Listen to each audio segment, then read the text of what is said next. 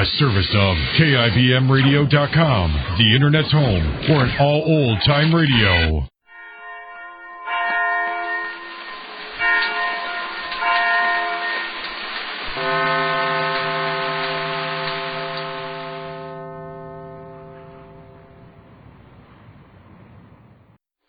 Kroger Tender Ray Beef, no other beef so fresh can be so tender, presents Hearts in Harmony, transcribed.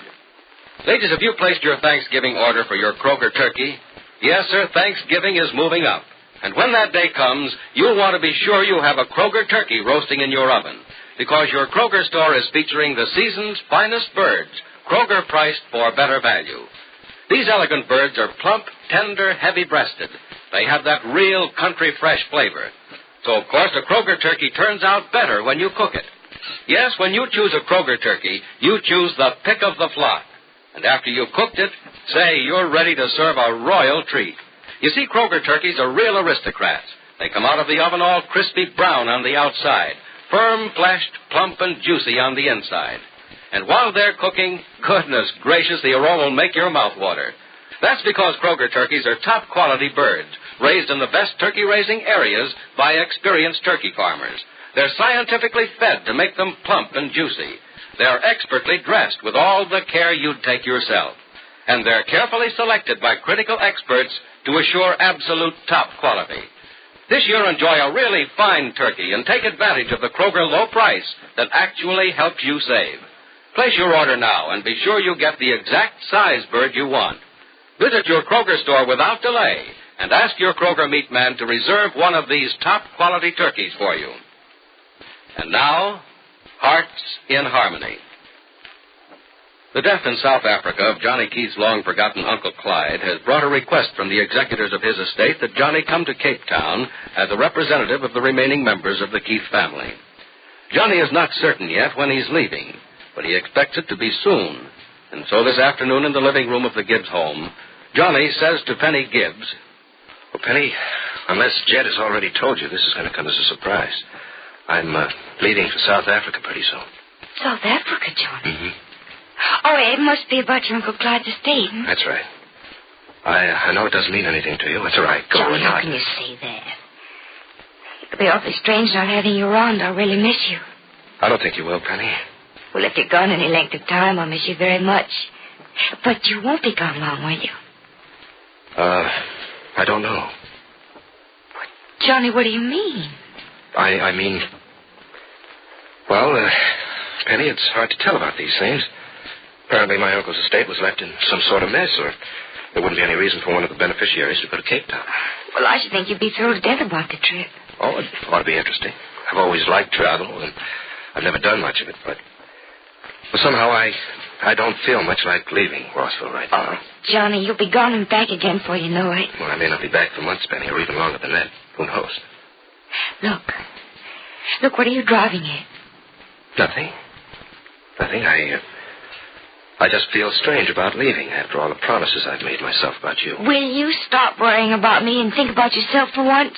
Well, look who's talking about not thinking of others. Johnny, there's no reason for you to think about me anymore. I've straightened myself out pretty well, don't you think? Well, so far, so good.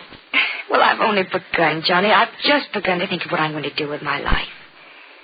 And when I've thought it all out, I'm going to feel as secure and just as sure of myself as if everything that Barry and I had planned had worked out. Well, I'm glad to hear you talk that way, Penny.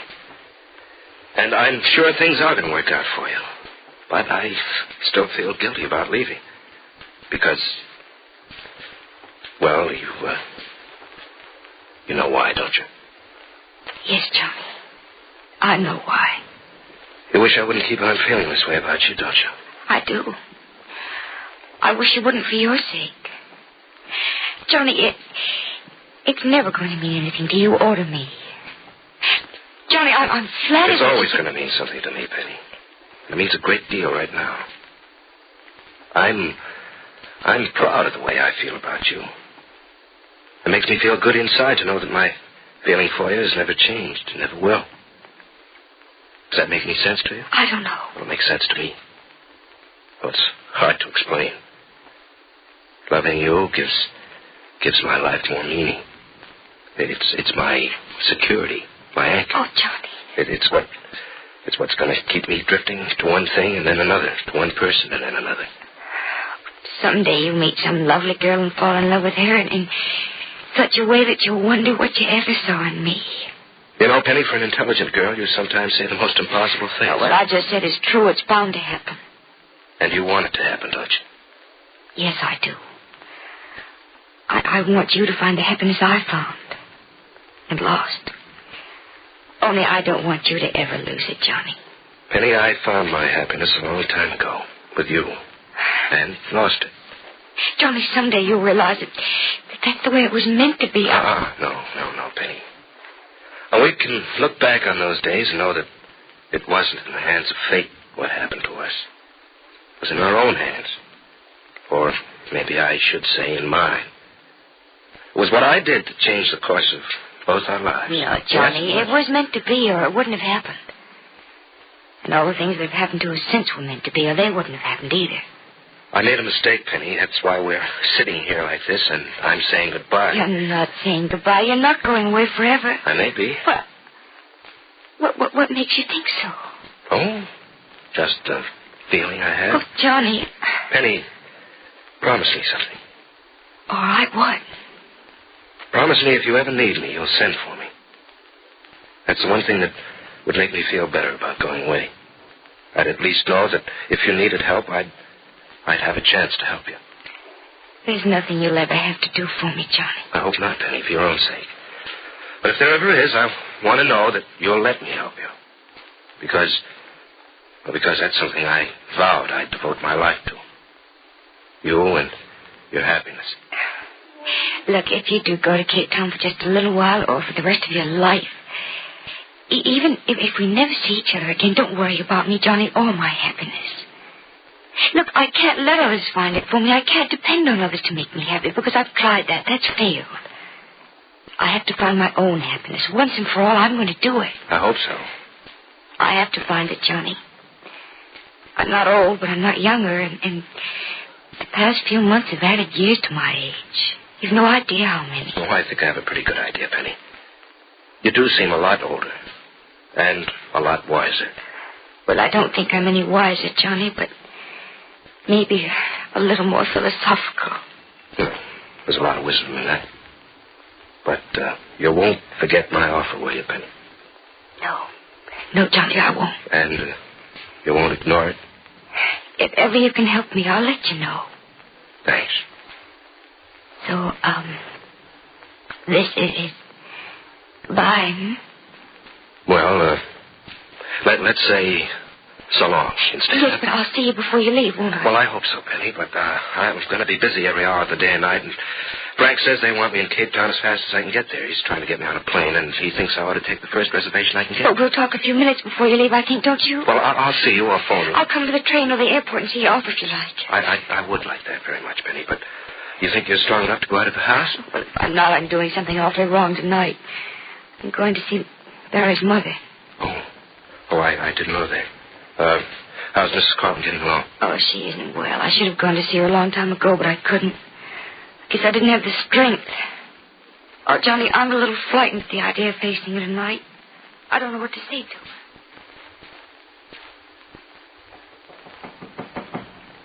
Come in. Good evening, Mrs. Carlton. Penny, my dear. Come in. I'm a little bit early. I hope it's all right.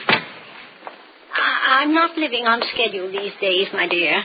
I'm just lying here, breathing and taking the food they force on me and waiting. Give me your hand. Oh, Mrs. Carlton. Barry's death was a far greater loss to you than to me, his own mother. But he was not so much my future as yours. I have only a short time left, but you have years that will seem endless without him, unless you can put him out of your own mind. How can I put him out of my mind?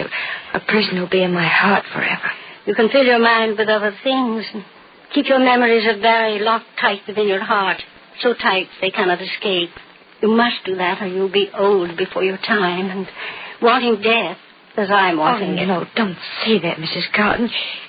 Look, you have to go on living in Barry's memory, doing things in Barry's memory. A memory is all he is, my child, and a memory is all I have. And I'm not one who lives on memories. Well, maybe you'd like to hear what I plan to do. Maybe you'll realize that both of us still have a lot to live for. That the memory of Barry can enrich our lives as well as the lives of others. And I'd like to hear it. Well, I haven't decided yet just what I'll do. I mean, in what form I'll get into it, but I want to do something for children like Julie Martin. Julie Martin? Yes, you know, Julie. She's Peg Martin's daughter. She's the little girl that Peg brought to see you a long time ago. Oh, yes, I remember now. She was an adorable child. Whatever became of her mother? She disappeared. Her father's dead, you know. Yes, I remember the incident of his death. But what has Julie Martin to do with your future? Mrs. Cotton, there are hundreds of Julie Martins, and only a few of them are taken care of and taken into homes where they're really wanted, where they'll really be happy. I'd kind of like to start a home for the Julie Martins of the world. The Julie Martins of every race, color, and creed, every nationality. I think it'll be a home. I'm not quite sure yet. Maybe it'll be something else. I don't know. And you want to do this in memory of my son? I want to do it in memory of the man we love more than any person who ever lived.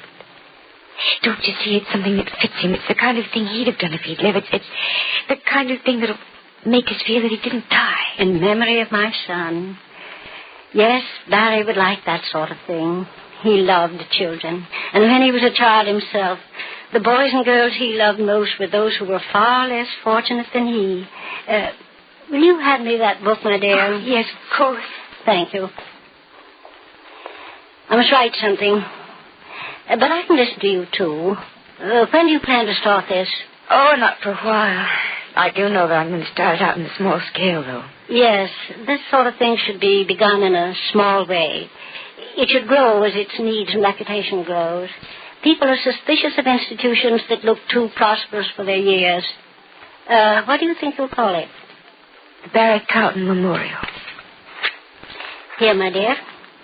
Something for the cornerstone of that memorial. Oh, a check. No, Mrs. Carlton, really, I insist. And you have no right to refuse. This is not for you or for me, but for Barry, and for the children who will benefit because two women wanted his memory to be everlasting. Take this check, you must. All right. For Barry. For Barry, who now will never die, and for the love we have for him, which will outlive life itself. So Penny Gibbs now has money with which to build a memorial to a lost love. Is this the beginning of happiness for Penny Gibbs?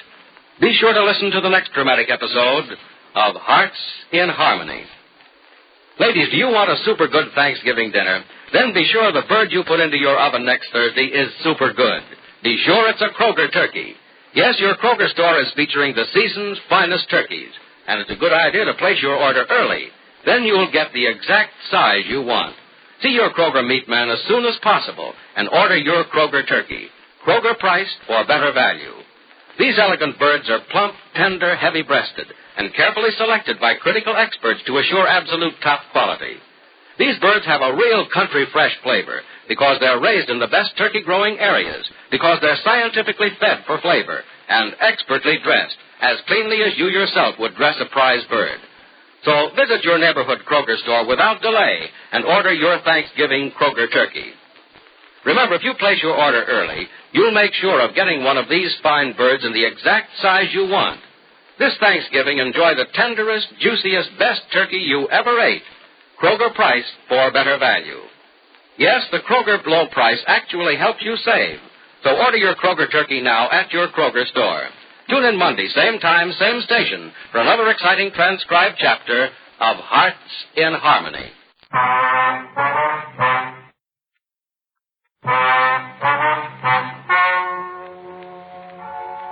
Ladies and gentlemen, the story you are about to hear is true. The names have been changed to protect the innocent. Dragnet.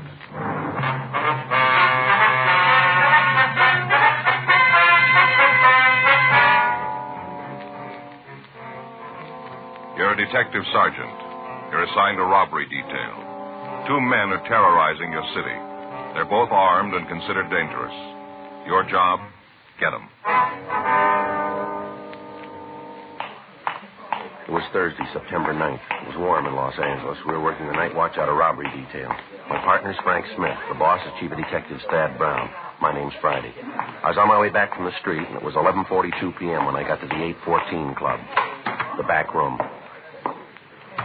I hate to think what's going to happen when Mr. Negri hears about it. It's going to be pretty bad. Yes, sir. How about it, Joe? You catch the fellows yet? No, sir. Description's out. Guys from the F cars are checking the neighborhood. Haven't got nothing yet, though, huh? No, sir, not yet. Wish I was home. Sir? If I was home, I could turn off the phone. I got one of those attachments in the extension in the bedroom that turns it off.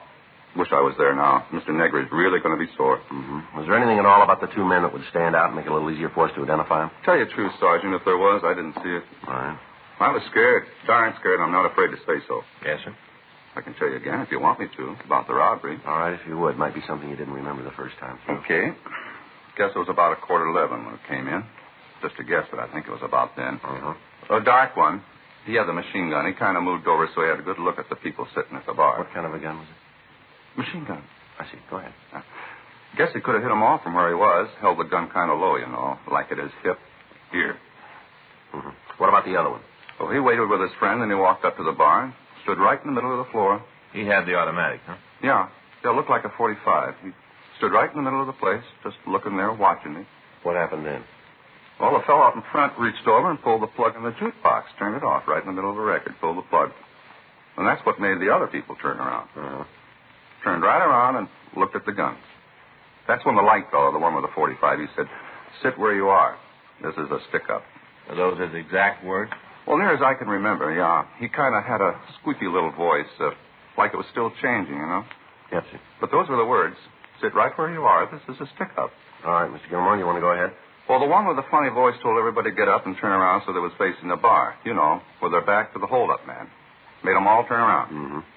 Then he told them to start in the back of the place and walk over to one of the tables and dump all their money out. Said not to forget anything. Put it all there. Did they take anything besides money? Not that I saw.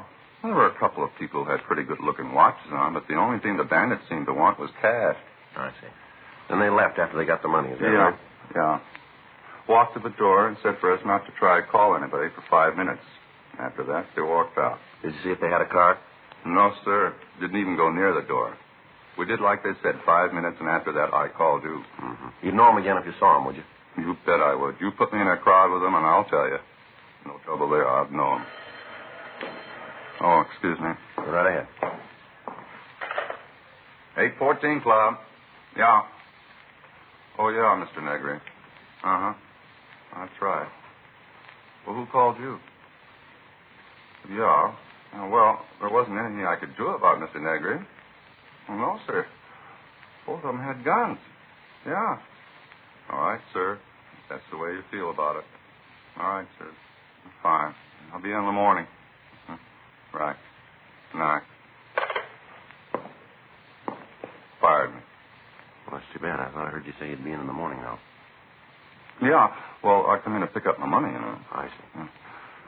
Time I get here tomorrow, I'll have another change of heart, so hire me back. I've been fired 12 times already. 12. He always hires me back. Isn't anybody else who worked for him? Is that right? Well, he had a lot of trouble keeping help. He thinks I should have stopped the hold-up men myself. Just walked in with my bare hands and stopped them. Pretty silly when you think of it. Uh-huh. He says they're only kidding with the guns, that they wouldn't have really shot me. Pretty silly. Says he'd have bet on it. All right. Doesn't take too much to figure that out. Well. Either way, I'd have lost, wouldn't I? The description of the suspects, the method of operation they'd used, everything about the robbery sounded just as if it had been read from our M.O. bulletins. For the past 3 weeks, Frank and I had been after the two gunmen. All sources of information had been tapped. Victims and witnesses had been questioned and re-questioned. People in the immediate vicinity had been talked to. Mugshots had been pulled and worn out by handling. To date, in concrete information, we had exactly what we'd started with. Two gunmen who were moving around at will and robbing citizens where and when they chose. The victims of the latest robbery were shown the mug book, but they were unable to make an identification. The canvass of the area turned up no usable information. Frank and I worked until 3:45 a.m., and then we filled out the log and left the office. The next morning, we checked with Captain Donahoe and Chief Brown. As a result of the meeting, we arrived at the only possible solution to apprehending the suspect. Legwork and a lot of it. We spent the rest of the afternoon rechecking informants. At 9:30 p.m., we stopped for dinner, and then we went back to the office. You got the address Sam gave you? Yeah, it's here somewhere. Yeah, here it is. Yeah. You think it's worth checking out? Well, we got nothing else to do. We might as well. As soon as I get these straightened up, we can take a ride out there and see him. Yeah. Robert, Murphy. Yeah, he's here. Just a minute. Friday? Yeah, Murph. Take 3, will you, Joe? Thanks. 3? Yeah. It's Friday. Yeah, boy. When was that? Well, it's possible. Did you see anybody else? All right, we'll come right over. Bye. It's Highland Park. They just picked up a guy for 459. Yeah? Matches the description of our blonde hold-up man. You think it'll check out? I don't know. They shook him down when he was picked up. They found a 45 with a full clip. It's pretty heavy for a burglar. Yeah, let's go over and talk to him. Sure be a break. We've been chasing luck long enough. Well, maybe we caught up. Frank and I signed out of the office immediately, and we started over to Highland Park. It wasn't the first time we'd gone out on a similar call. During the time we'd been after the hold-up men, there'd been several others. All of them had to be checked out. We never knew when an odd piece of information might turn the lead that we'd been looking for. Just before we turned off onto Avenue 64, a call came in over the radio. All units on frequency 1, stand by. You want to turn it up? All Yeah, units I got on it. frequency 1, stand by. Stand by, 11J4. All units on frequency 1, please stand by. Sounds like a good one. Yeah, All wait a minute. units in the vicinity of Highland Park area. All units in the vicinity of 6045 York Boulevard, Highland Park Division. Units 11F2, 11F3, 11F5, and 11F7. And all traffic units, attention. It's a big one. At 10:47 p.m. this date, an armed man entered the Highland Park Police Station and forced an officer to release 2 prisoners. The man was armed with a submachine gun believed to be a .45 caliber. Suspect is described Sounds like our boy. as WMA.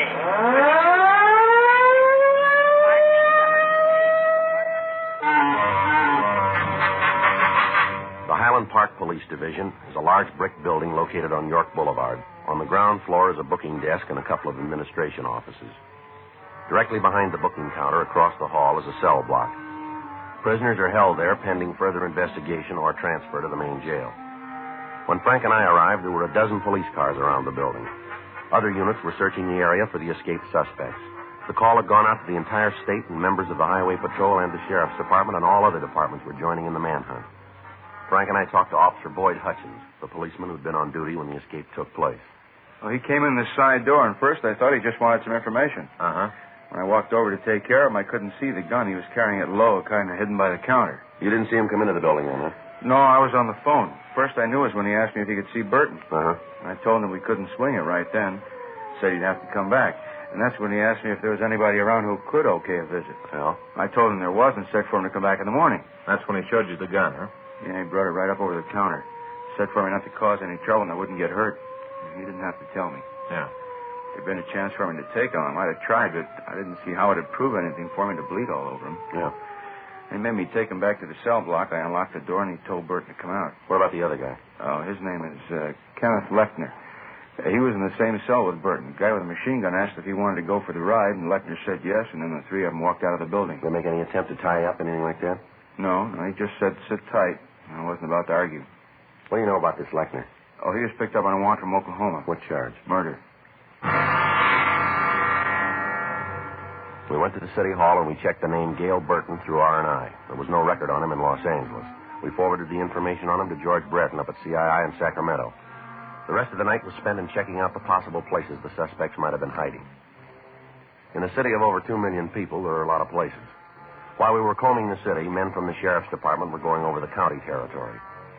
We had a vague description of the car that was used, but it might match any one of several hundred being driven on the streets of Los Angeles.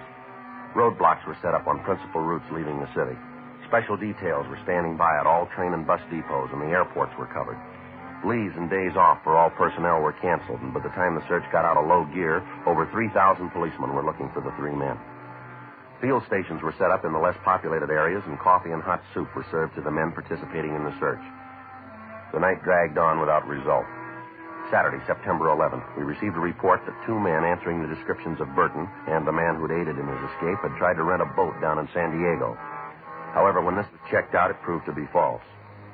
Saturday afternoon, we received information from George Breton that Burton had an arrest record in Sacramento, and that mug shots and all information were being forwarded. We got in touch with the authorities in the northern city and asked them to check further on the friends and relatives of Burton. When the mug shots arrived, they were shown to the holdup victims. Mr. Gilmore would like to have you take a look at these pictures, see if you recognize any of them. Mm-hmm. You think there might be one here of the fellow who held us up? Well, we want you to tell us if you can. Uh-huh. No.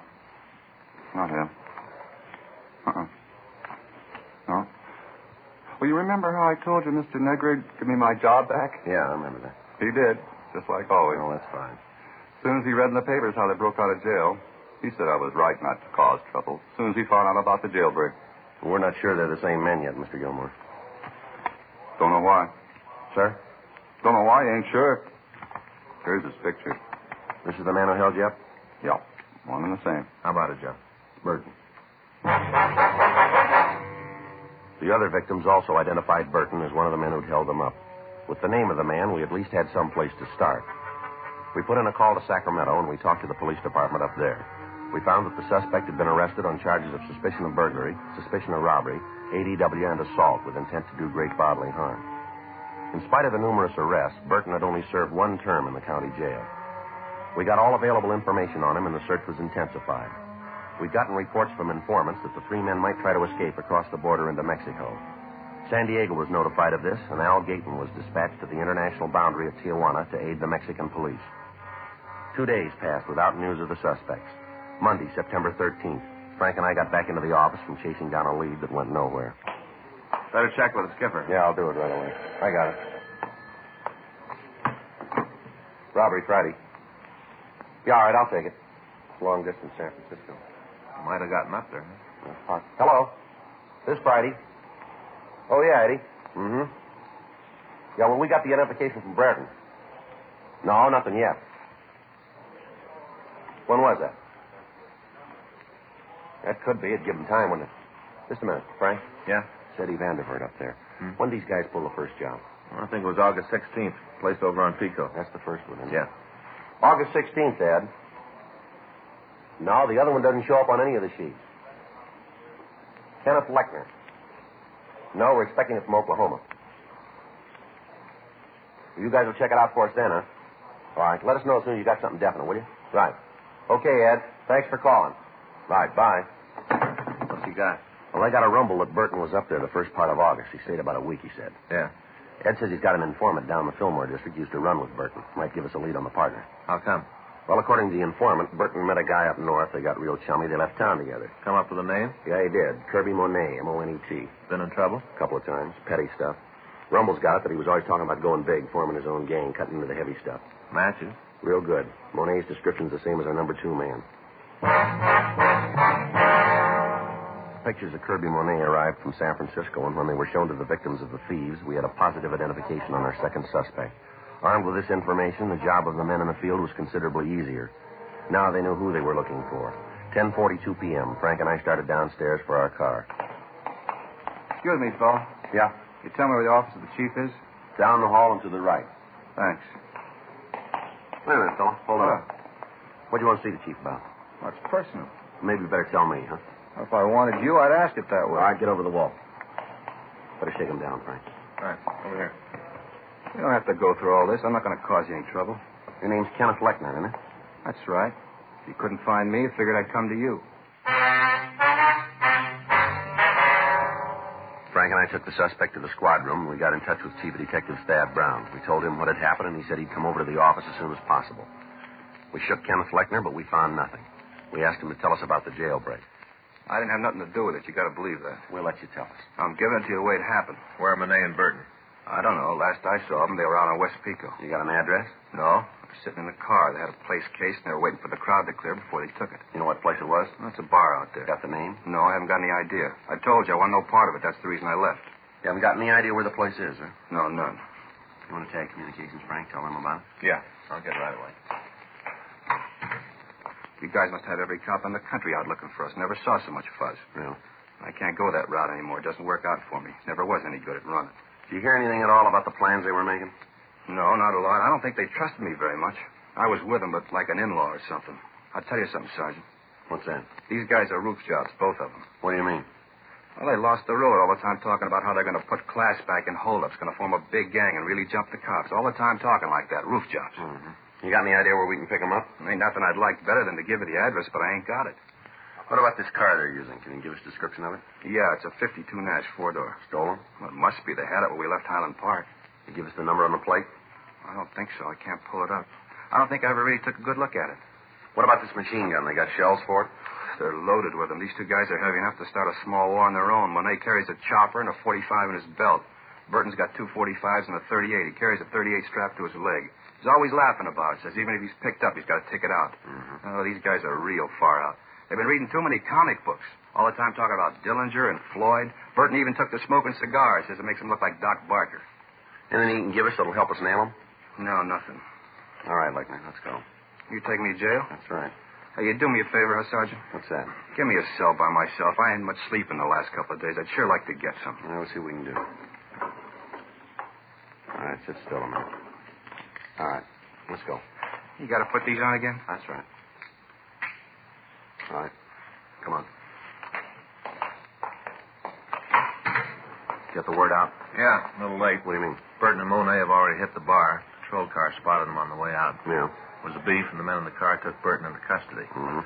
Dropped him in the car and started to bring him in. Hadn't gone more than a couple of blocks when Monet drove up, rammed the police car, and started shooting. Anybody hurt? Yeah. He took Burton away from the men in the unit and shot one of them. How bad? Well, he's at Georgia Street receiving now. They don't expect him to live. We had Count Fleckner held for the Oklahoma authorities. We contacted Captain Donahoe and told him what had happened. He'd taken over the search for the two suspects in the Pico area. A blockade had been set up on all streets leading into and out of the area. All vehicles were being stopped and searched. All pedestrians were being interrogated. Frank and I joined in the manhunt. By 6:30 the next morning, Wednesday, September 15th, the area had been covered without result. However, in checking all automobiles in the vicinity of the holdup, we'd come across a 1952 Nash, gray in color. The left front fender was damaged and matched the description of the suspect's car very close. We put a stakeout on the vehicle and it was kept under watch for the next 24 hours. During that time, no one approached it. We checked the license number with Auto Theft Division and found the car to be stolen. It had been taken from the owner 5 days before on September 10th. We brought Kenneth Lechner from the main jail, and he positively identified the car as the one driven by Monet and Burton. At the end of the surveillance, a crew from the crime lab came out and identified paint scrapings from the damaged fender as having come from the police car that had been rammed. A crew from Leighton Prince came out and went over the car. While they worked, Frank and I stood by. Looks like we got it turned. Now, it's not going to do us much good if we can't find the guy with the key. Well, he should be about finished now. I'll check with him. All right. I'll walk over with you. Excuse me.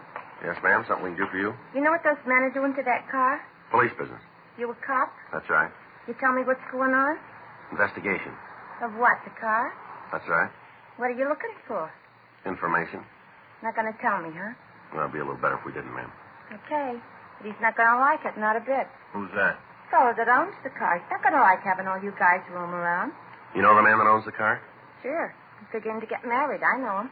What's his name? Monet. He's kind of French-like, romantic. How long you know him? Not long. Sort of a whirlwind courtship, you'd say. Just met each other and we knew. You know where this Monet is now? Not right off. I know where he'll be. Where's that? At his place. I'm supposed to meet him there at 7:30 tonight. We got a date. Why, you want to talk to him? That's right. He's a nice fellow. You'll like him. Almost everybody does. Is that right? Never knew anybody met Kirby didn't want to be around him all the time. Everybody wants to be around Kirby. You know him. You'll see. Well, I won't be too hard, ma'am. Huh? He's already convinced us. We had the girl, Drusilla Roth, show us where the suspect was living.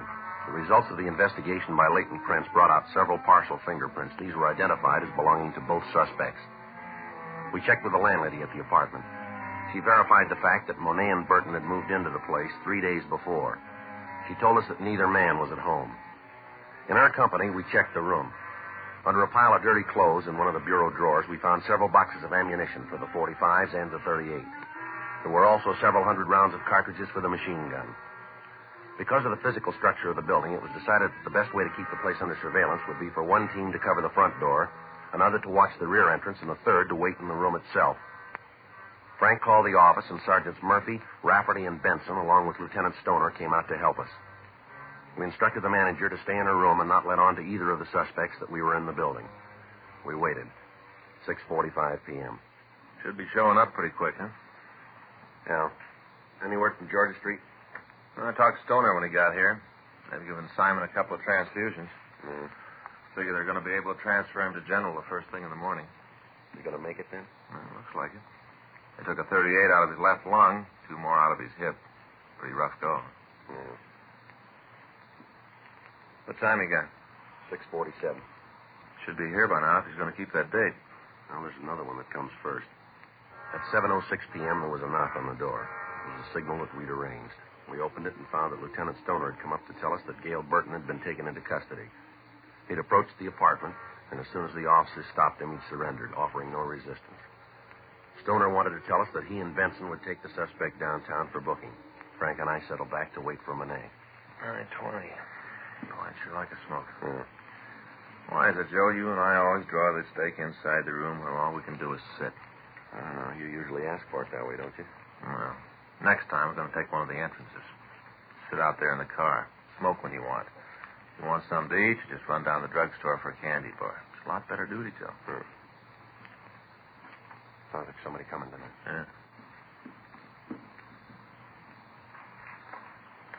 What's that? Yeah.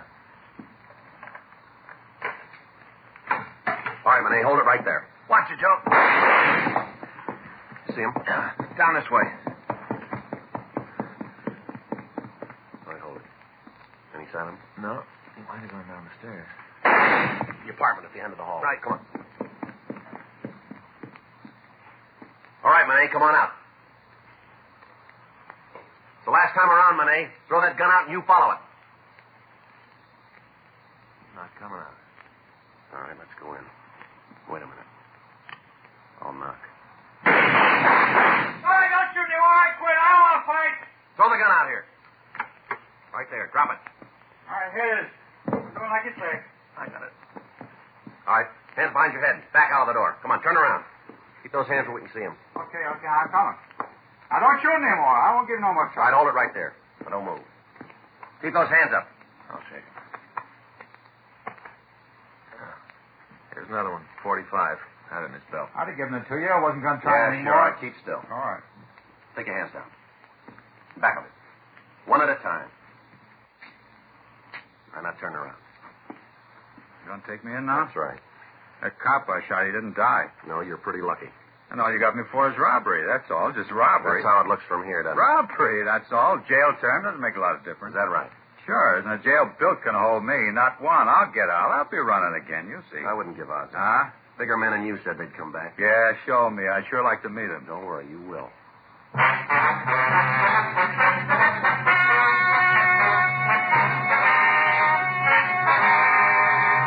Kenneth Nelson Lechner was returned to the state of Oklahoma for prosecution on a murder charge. A hold was placed against him by the state of California in the event he is paroled.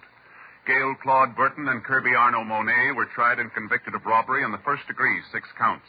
Violation of Section 4574 PC, bringing a firearm into a prison, violation of the machine gun law, and assault with intent to commit murder.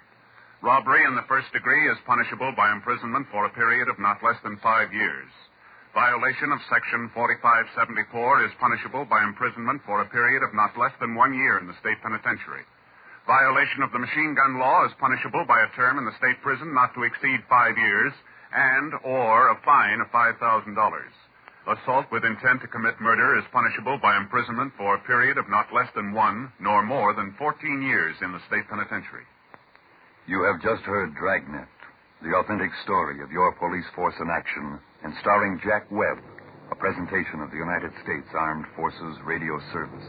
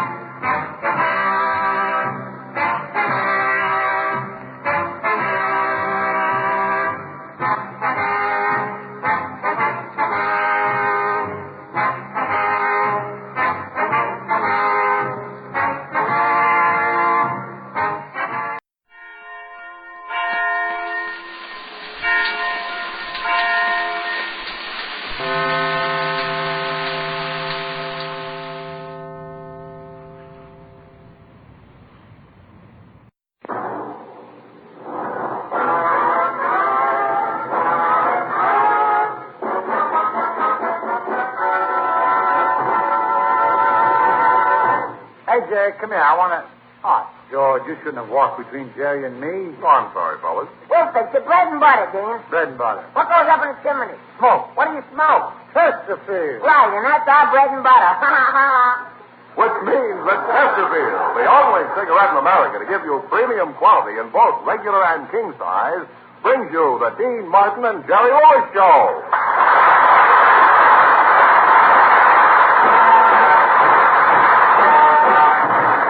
Listen, Chesterfield, divide by Chesterfield regular acting price. Either way, the best of both. There's possible smoke for all you folks. Round off for Chesterfield. Round off for Chesterfield. Try a pack of Chesterfield. And do it today.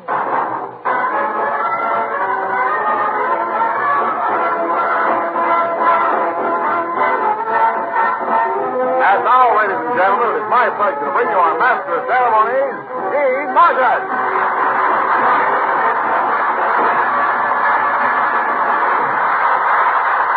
Well, hi there, everybody. Here it is. Time to do our weekly Tuesday night sounding off for Chesterfield. My partner, Jerry Lewis, will be bounding in on the next pogo stick. So while we're waiting for the boisterous little bounder, what do you say we start things humming with a tuneful little earful of music? So, Richard, it is you is or is you ain't my conductor.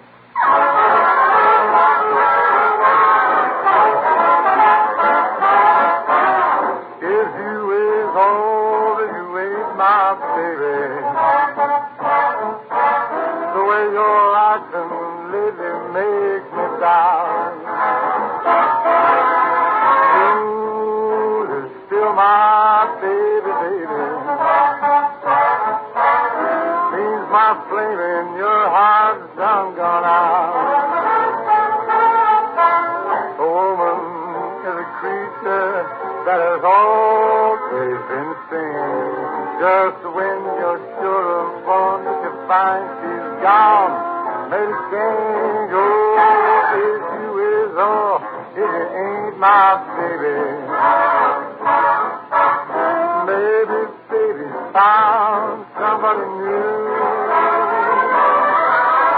Or is you ain't, or is you is my baby.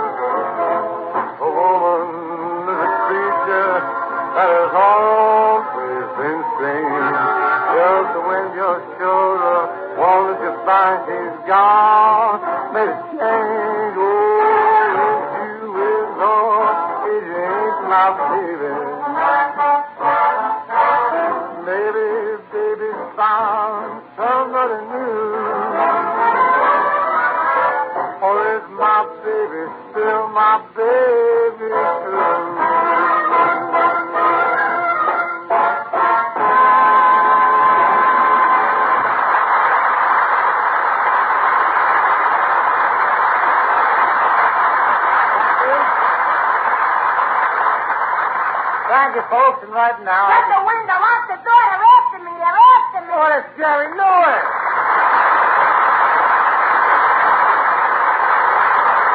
All right, now, Jerry, you just calling yourself down. Now, who's after you? The finance company, they want to take back my arm. Oh, now, wait a minute. What makes you think the finance company wants to take back your arm? I missed 2 payments on my vaccination. Oh! You know, Jerry, I find out new things about you every day. I know all about the 6 years we've worked together, but what about your childhood? Well, when I was born, I was very young. I was nothing years old. And until I was 5 years old, I couldn't see. Couldn't see? No, my mother was nearsighted. She kept diapering the wrong end.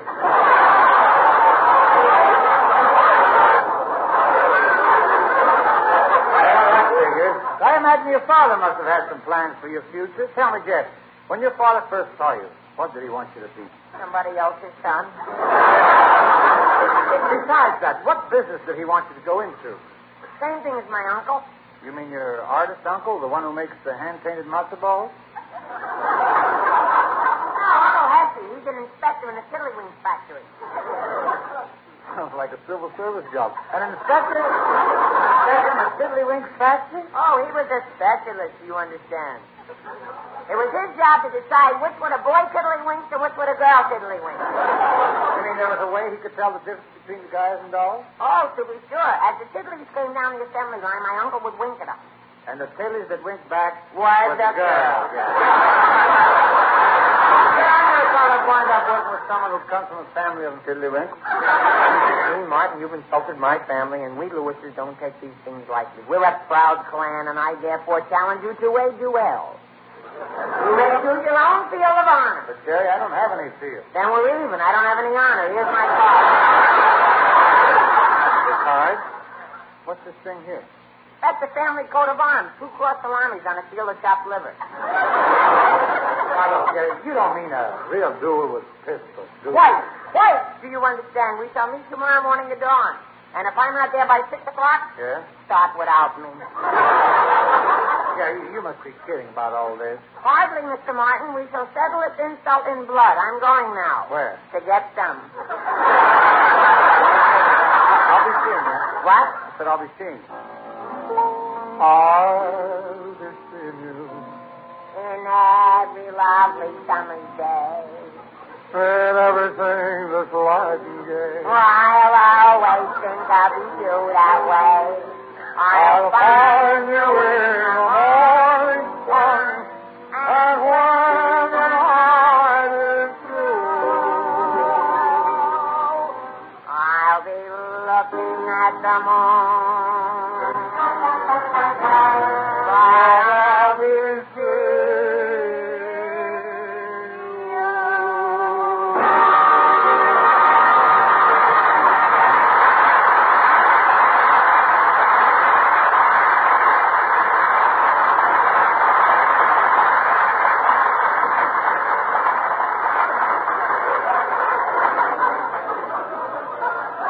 Well, friends, you know there's nothing quite so blue as the blues when they're set to music.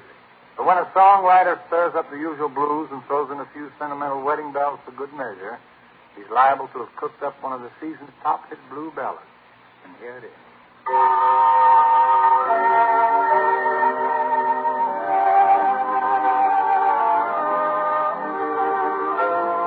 I went to your wedding. Although I was dreading the thought of losing you.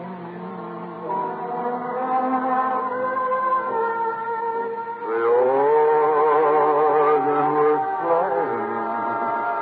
My poor heart kept saying, your dreams, your dreams.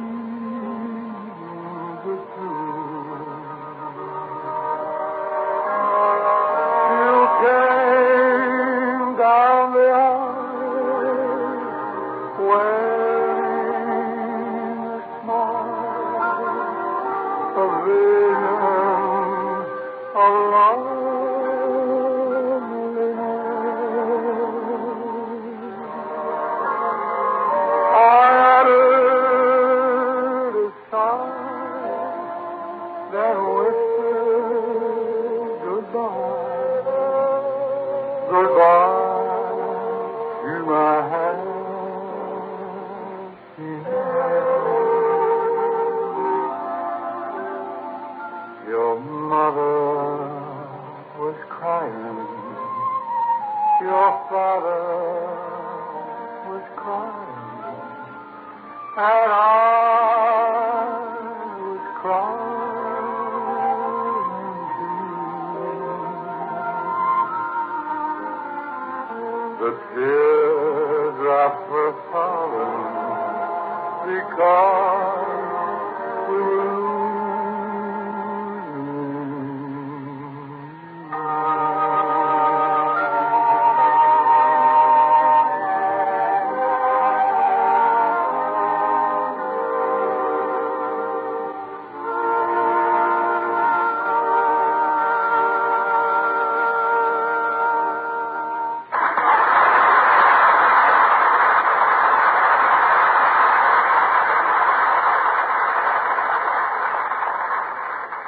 Mr. Martin?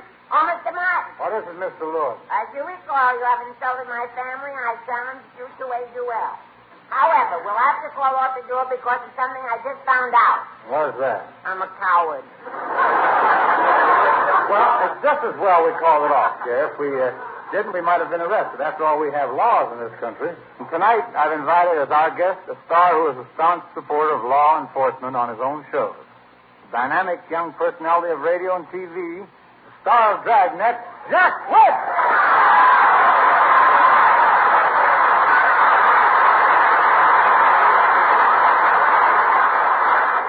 Jerry, this is Jack Webb from Dragnet TV. Well, how do you do? I'm Jerry Lewis from Newark, NJ. No, Jerry, I'm from the television show, Dragnet. Oh, I saw you last week on a new set Dean gave me for Christmas.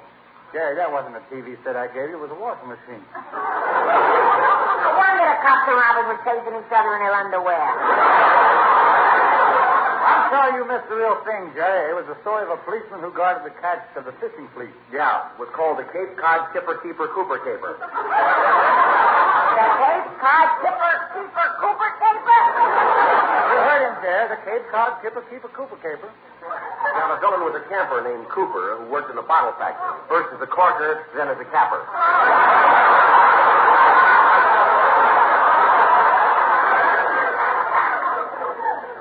Oh, the Cape Cod Camper Cooper Copper Capper Kipper Keeper Cooper Caper. Yeah, you see, the fishing boat was a clipper, and the thief was killed in the church steeple. There was a big bell up there, and he was clobbered by the clapper.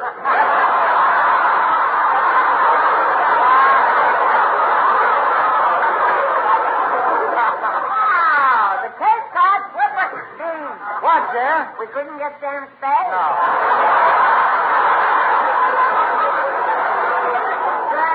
I invited you here to see if you could help me. After all, we have something in common. Our sponsor. Yeah, that's right, Dean. On Dragnet, I work for Chesterfield, and on your show, you work for Chesterfield. That's right, Jerry. We're both working for Chesterfield. Sometimes I wish we were working for money. Now, Jack, here's my problem. Jerry tells me to a duel, and... well, I'd sure hate to put a bullet between his eyes. Well, that's impossible, Dean. Between his eyes, there ain't room for a bullet.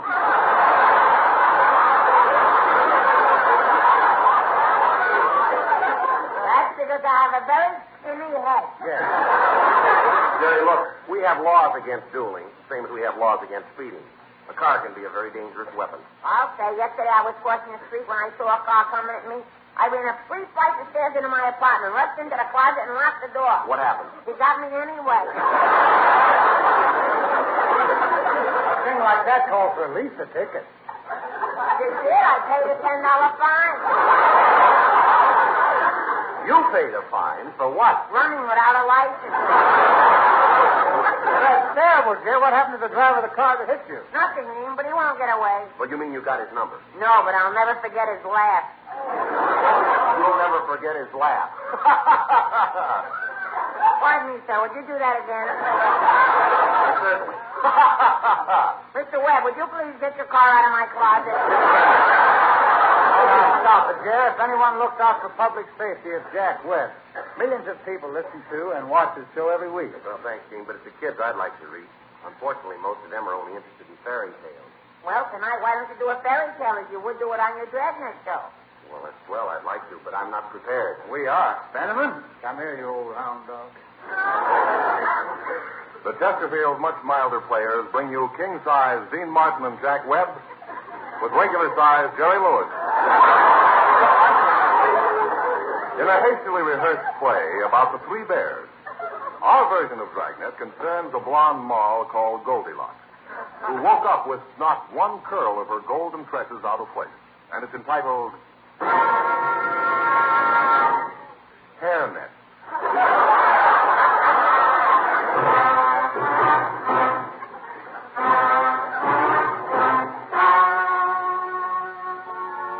This is the city. There's nothing around here but chipmunks, rabbits, trees, forests. This is the city. My name's Friday. I'm a cop. I wear yellow shoes, an Argyle beret, a plaid coat with satin lapels. I'm a plainclothesman.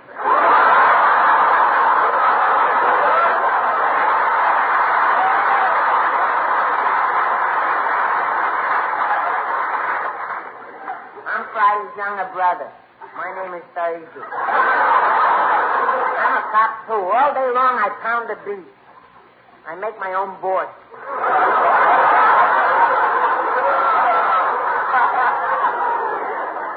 I'm Friday's older brother. My name is a week from Tuesday. I'm a special agent for the Crime Commission. For every crime, I get a 10% commission.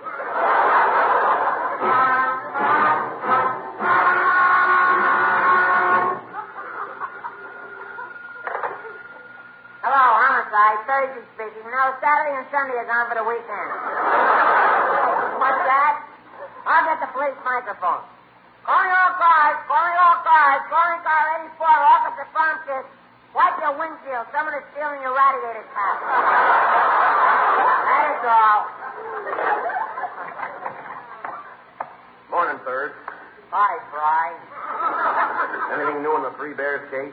They found out who tasted the little bear's porridge yet and made it all gone?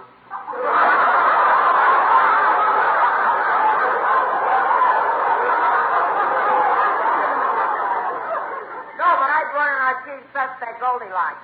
I talked to her alone for an hour. Does she know anything? She does now.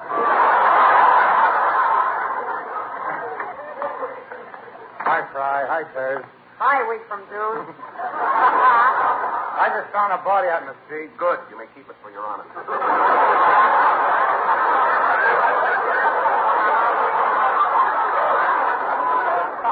But it was Goldilocks. Goldilocks? Yeah, she was found wearing a derby and flag. Well, at least she died like a man. Here's the hospital report on Father Bear. He's dead. They just performed the autopsy. What'd he die from? The autopsy.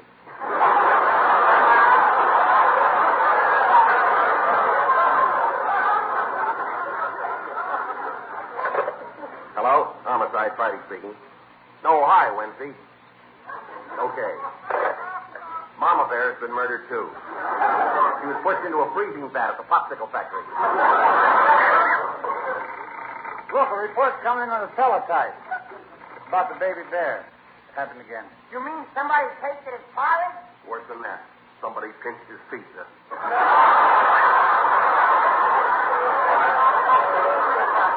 Sounds like the work of a Maroon gang. Let's go to the bear's house and investigate. So we climbed into the car, and I got behind the wheel. I knew we were heading for trouble. I can't drive.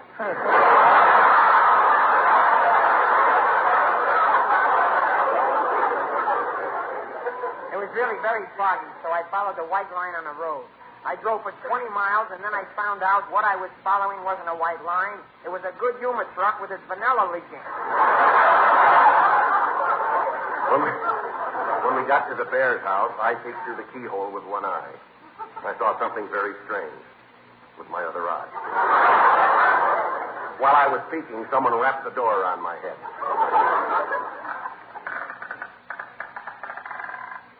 In here, Furs, and week from. This is where the bears live. How do you know this is the place where the bears live? Look what's on the floor, a people skin rug.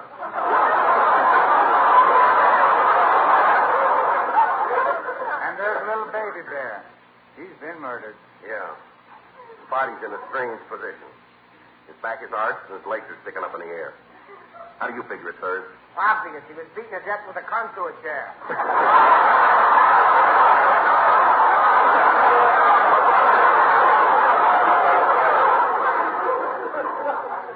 Wait a minute.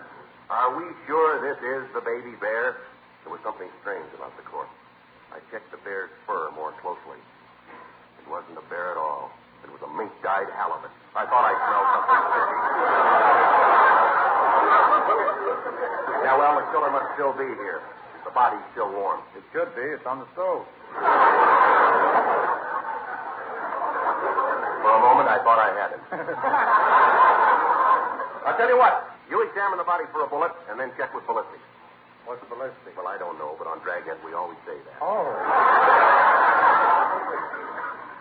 I'll search the closets for the killer. Nobody there. Nobody there. Nobody there.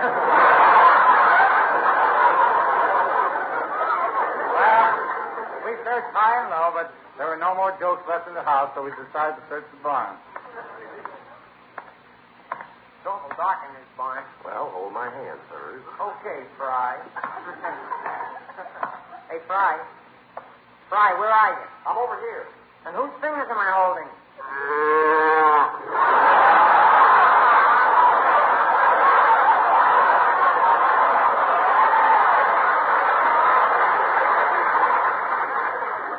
Hey, I think I got the killer here. Don't shoot.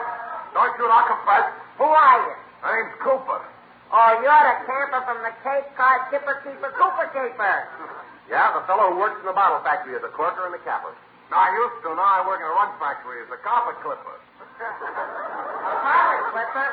I'm letting you go. You're letting the killer go? Why? It's easier than having to say this is the Cape Cod Camper Cooper Corker Capper Capper Carpet Clipper Keeper Capper Cooper Capper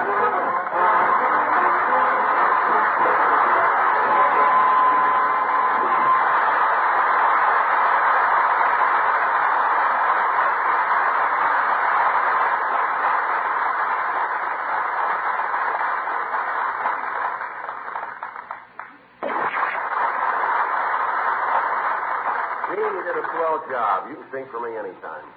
Thanks, Jack, and you can guess for us any time, too. How about that, Jerry? Splendid, old chap, splendid. Say, look, how about you boys having lunch with me sometime? Love to. Not me. I went to a restaurant today, ate a businessman's lunch, and was thrown out. You were thrown out for eating a businessman's lunch? Why? The businessman wanted to eat it himself.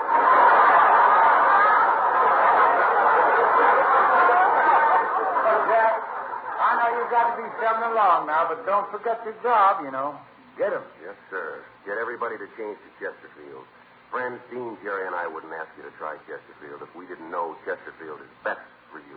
That's because they're first to give you scientific evidence on the effects of smoking. And best because only Chesterfield gives you premium quality in both regular and king size. That's right, folks. Chesterfield is best for you. Regular or king size. They give you all the pleasure the modern cigarette can give. So your job, get 'em. Get Chesterfield today. Well, so long, boys. It was swell being here. Good night. Good night, Jack, and thank you so much. Jack Webb.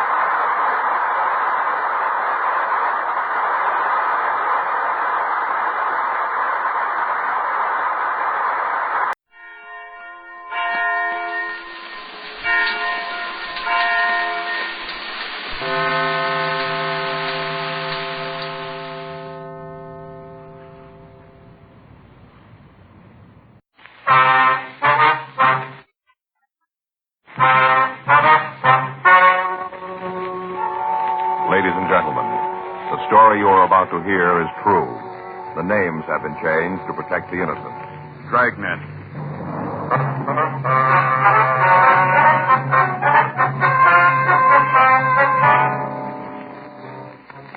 You're a detective sergeant. You're assigned to juvenile detail. A series of housebreakings has taken place in your city. The articles taken and the method of operation indicate a juvenile thief. Your job, find him. It was Tuesday, July 6th. It was hot in Los Angeles. We were working the day watch out of juvenile detail. My partner's Frank Smith. The boss is Captain Powers. My name's Friday. We were on our way out from the office, and it was 10:36 a.m. when we got to the old Central Jail building. Crime lab. Ray? Back here, Joe. Come back. Finishing up. Hi, Ray. Hank, how's it going? It's hot. It's going to hit the 90. Mm-hmm. Probably will, too. Any water around? Bottle over there in the corner. Help yourself. Thanks. How about you, Joe? No, thanks. You got anything for us, Ray? About the same as usual. Take a look. Same entrance. Cut the screen on one of the back windows, broke the glass, and climbed in. Any prints? None we could find. Here's a picture of the edge of the screen. Here. You can see the cut edges. We got anything from it? Not much. Looks like it was done with a knife. If you come up with that, we might be able to tell you if you got the right one. Mm-hmm. What about the physical evidence in the house, Ray? No, not much. We got a couple of partials. Lifted them from the glass top on the dresser. Here. Let me stick it. Yeah, you can see here, not much to go on. Match up with the prints from the other job? A couple of points, but not enough to build a case on. Only thing you got that definitely ties this one in with the others is the footprint. Another one? Mm-hmm. Found it in the soft earth underneath the window. Give me that print, will you, Frank? Oh, yeah. Yeah, here you go. Thanks. Here. There you can see it clearly, the heel mark. Same as in the others.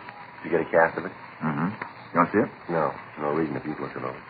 You got the same thing on the picture. Yeah. Anything else? You had it. Well. You got a cigarette? It ran out. I haven't had a chance to get some more. Here. Thanks. Thanks, Joe. Yeah. You been able to chase down the rubber heel for us? No luck. We contacted half a dozen firms. They all tell us the same things, made special. Probably some small factory that specializes in custom-made shoes. Might be some sort of correcting shoe. You know, FP. Oh, yeah. You've had it for a couple of weeks now. Where do you sit on it? All right, well, we found it. We've talked to about every repairman in town. None of them have seen this kind of a heel before. None of them can tell us where it was made. Mm-hmm. Checked with the doctors in the area. None of them know the brand. Figured it might be one of them who sent for it. Nothing on it, though. No, it's a new one to them, too. Yeah. Wish there was more I could give you, fellas. Well, that's all right, man. It seems no matter which way we turn, there's another wall waiting for us. How about Burger? Anything come in from them? Well, they're checking it all down. They got the same thing we came up with. Anything turn up on the stolen merchandise? No. Burglary's made all the checks. Pawn shops have been alerted. Stuff's all cheap costume jewelry. No reason to try and hawk it. They wouldn't get anything for it. Brings you back to a motive. Why's he pulling the jobs in the first place? All right, we'll file that with where the heels are made. About the only thing we can figure is that some kid out for kicks gets his laughs from breaking into houses. There's no other reason. Stuff he's stolen you can buy by the carload in any dime store. A couple of times he's left money alone when it's in plain sight to steal some cheap pin. Looks like you got yourself a wild one. Yeah. Well, what can you tell us about the footprints, anything? Not much. I found under the window. Kid wasn't moving when they were made. Can't figure his stride. What about weight? Only a guess, Joe. Yeah. I'd say it came in about 140. Could be 15 pounds one way or the other. What about the size? 7. Looks like 7C. Mm-hmm. You sure about that? Well, pretty sure. Not much, is it? Best we can do. Okay. Last place, the woman was real sore. Don't blame her. Not about the costume jewelry. She didn't much care about that. Some prize gladiola she was raising. Kid tramped all over him. Real sore that he stepped on. Don't blame her. Says when she catches him, she's going to give him a good talking to. Tramping up all her plants. Well, we'll see you, Ray. Yeah. Sure haven't got much to go on, have you? You called it. Frank and I went back to the office, and we pulled all of the reports that we had on the thefts. We spent the rest of the morning going over them. The method of operation was apparent. Each Friday night for the past 2 months, between the hours of 8:30 and 11 p.m., a single thief had entered a home in a wealthy section of town and stolen as much worthless costume jewelry as he could carry out. On each occasion, the entry was made through a rear window. In those cases where the window was locked, the thief broke the glass and undid the latch. On each occasion, he left at least one footprint in the dirt around the house. The heel impression was of a type that we hadn't been able to identify. We'd gotten pictures of it out to all major shoe manufacturers, but they were unable to tell us where the shoes had been made. We canvassed the area where the thefts were taking place without results. Rolling stakeouts were set up on Friday nights, and they'd netted us nothing. The thief approached the home, broke into them, stole what he wanted, and then he left without being apprehended or seen. Throughout the investigation, Frank and I had been working closely with Burglary Division, but their men hadn't been able to come up with any more than we had. At 1:15 p.m., Frank and I left the office. We got something to eat, and then we started to check the playgrounds again. At each one, we'd contact a member of the park department and ask them if they'd seen anyone wearing a pair of shoes similar to the pictures that we had. Every place we got the same answer. None of them had. We stopped groups of boys on the street and asked to see their shoes. We checked malt shops, drugstores, pool halls, and bowling alleys without any result. The same operation had been going on for the past 2 weeks without bettering our chances of apprehending the suspect. 5:30 p.m. Frank and I left one of the larger bowling alleys in town and headed back to the office. Boy, I'll sure be glad to get home tonight. Yeah. Hot. Sure was. Yeah, must have gone over 90. Yeah. Must have. Paper said 90, but it was hotter, I can always tell. How can you always tell? My feet, Joe. Always tell with my feet. Cold day, I can walk for a couple of miles, not have any trouble. Come the hot weather, and if I step off a curb, I got misery. Yeah. I think I'll get me another pair of shoes.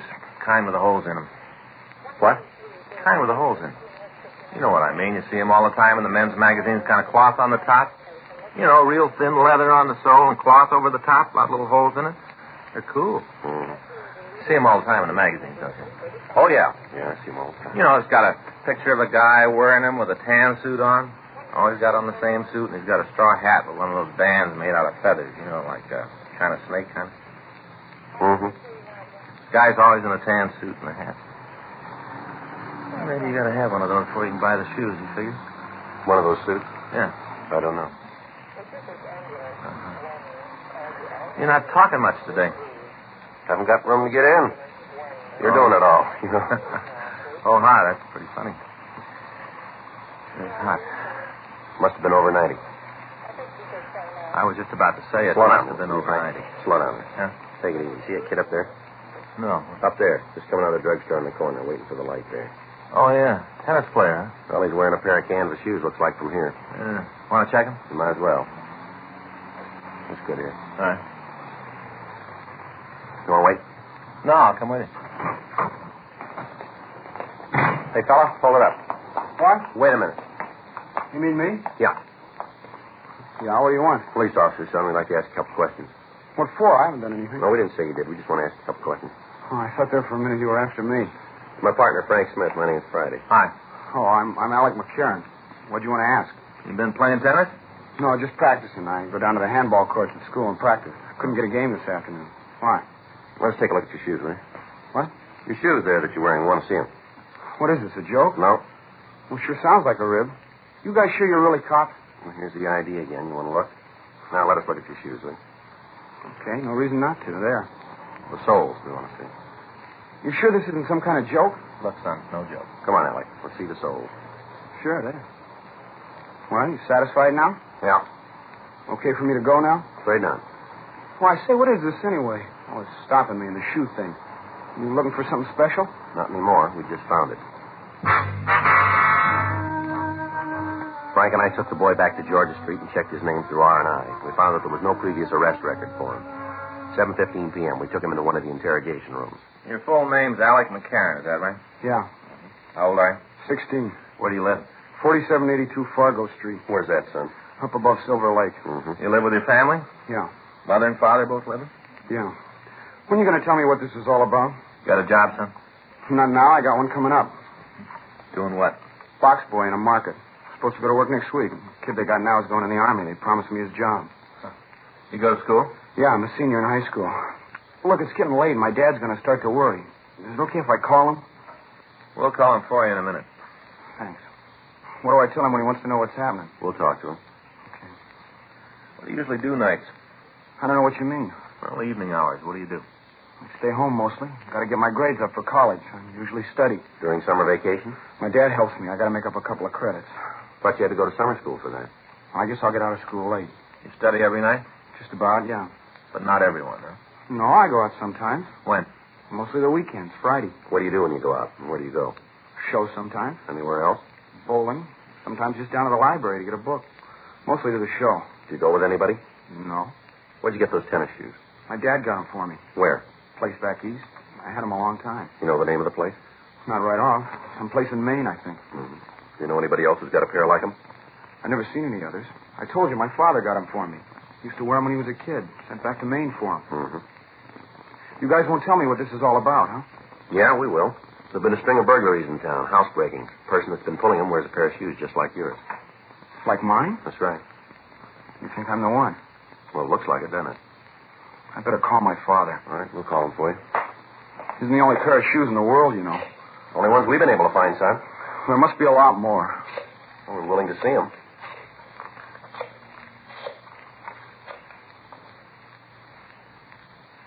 Hello, this is Sergeant Friday, Los Angeles Police Department. Who am I speaking to, please? Yes, sir. Your son's here. Suspicion of burglary. That's right. Well, that may be so, Mr. McCarran, but that's the charge. Yes, sir. No. We'll bring him to his home. Sure you can. Just a minute. I want to talk to you, son. Hello, Dad? Yeah. Uh-huh. At the police station. No, it's no joke. What? Well, I'll tell you when I see you. Yeah, bye. All right, Alec. Get your sweater. You taking me home now? That's right. Guess Dad set you straight, huh? Told you it was all a mistake? No, I'm afraid he didn't. What do you mean? Didn't he tell you this whole thing is wrong? Well, he tried to, yeah, that's right. Well, then you're going to have to let me go. No, afraid not. But you have to if it's a mistake. Yeah, if it's a mistake. Frank and I left the office with the boy, and we drove out to his home. It was a large two-story colonial house overlooking Silver Lake. We were admitted to the place by a maid, and we were shown into the living room. The boy's father, Henry McCarran, was waiting for us. You're the officer. Yes, sir, that's right. My partner, Frank Smith, my name's Friday. How do you do? You want to tell me what this is all about now? Well, it looks like your son's mixed up in some burglaries, Mr. McCarran. You're aware that's a pretty serious charge? Yes, sir, that's right. I suppose you have some kind of proof to make that statement? We think so. Mind telling me what it is? Well, while we were talking, would it be all right to look at the boys' room? Do you think that's quite fair? Necessary, Mr. McCarran. What if I say you can't? Well, then we'll have to come back with a warrant. All right, this way. What do you got to say about this, Alec? I didn't do it, Dad. And that's the truth? Yes, sir. It's good enough for me. Through here. This is it. Go ahead. Frank? Yeah. Now, then, suppose you tell me what this is all about. The shoes that your boy is wearing there. You got them for him? That's right. Had them made to order. Where? Place back east in Maine. You know if anyone else has a pair of them? No, as far as I know, that's the only pair on the coast. Good tennis shoes. I used to wear them when I played. Uh-huh. What do they have to do with this? Well, on each one of the thefts, we found a print from a shoe like that outside the window. That doesn't mean that Alec was in them at the time. How about it, Alec? You let anybody else use the shoes? No. Well, there's your answer. Still doesn't come down to proof. What night did your boy spend out of the house, Mr. McCarran?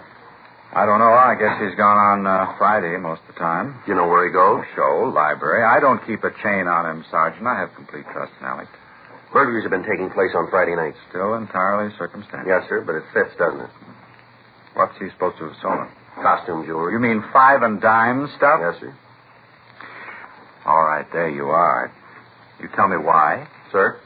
Why'd Alex steal that? Now, look around, Sergeant. I just spent $1,500 on this room. Had it all redone. Alex got just about everything he wants. He gets a good allowance. If he needs any more money, he only has to come to me. There's no reason for him to steal. Yes, sir, this is a nice room and all.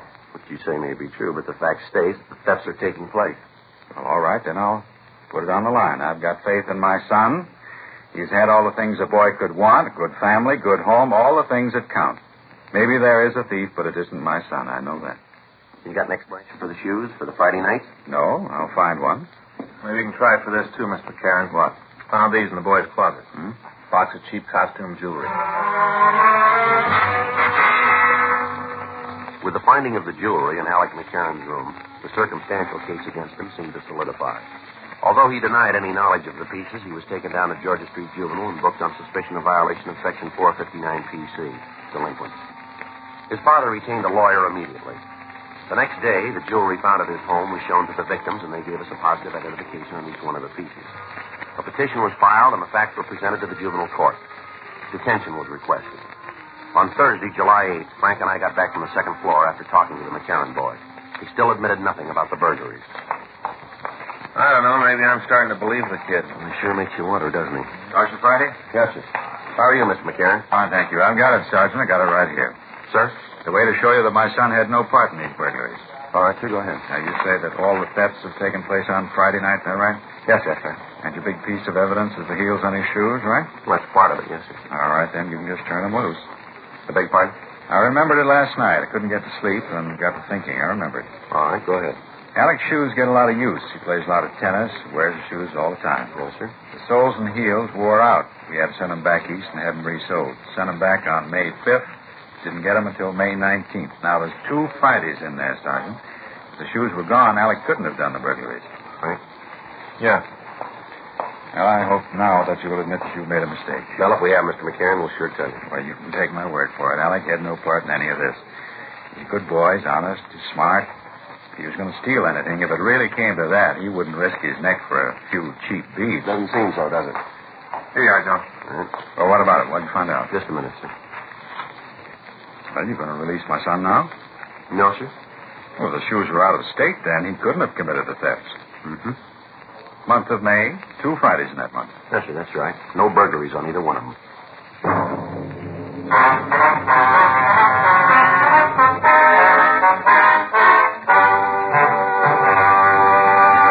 You are listening to Dragnet, the authentic story of your police force in action.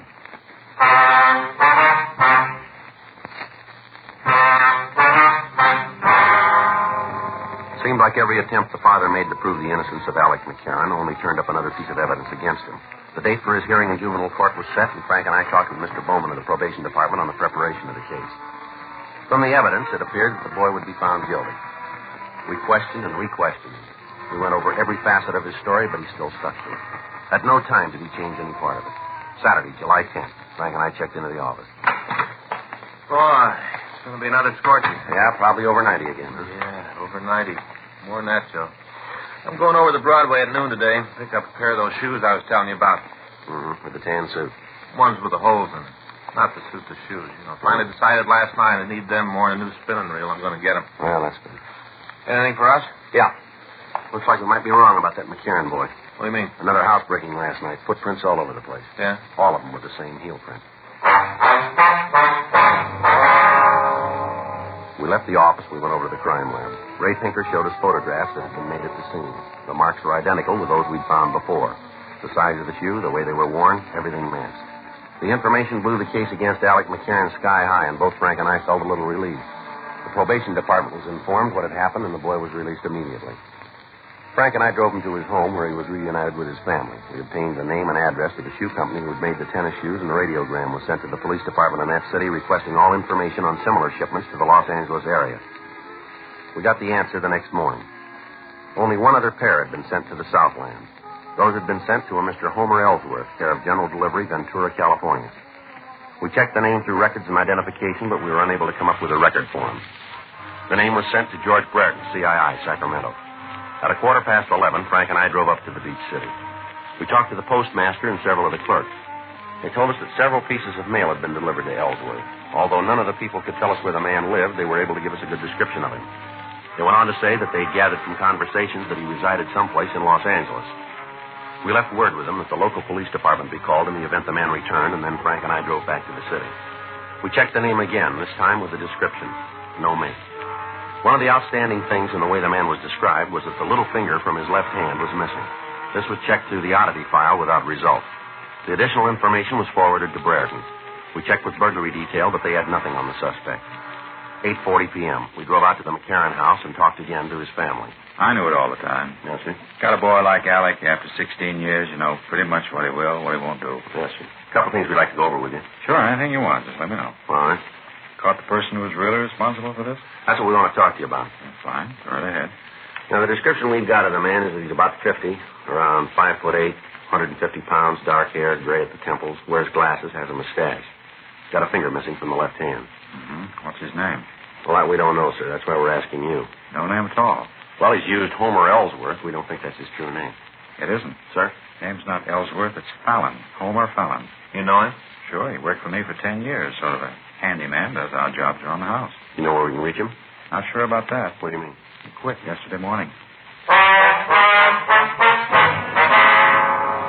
We got Fallon's address. We left for the place right away. It was a small house in the South Hollywood area. The front yard was overgrown, and several of the pickets from the fence were missing. It was a 1938 Chevrolet truck parked in the driveway. Frank and I left our unit and walked up to the front door. Watch your step, Joe. What? Ward lives there. Oh, yeah, I see. I think you'd have a light out here, wouldn't you? I get it.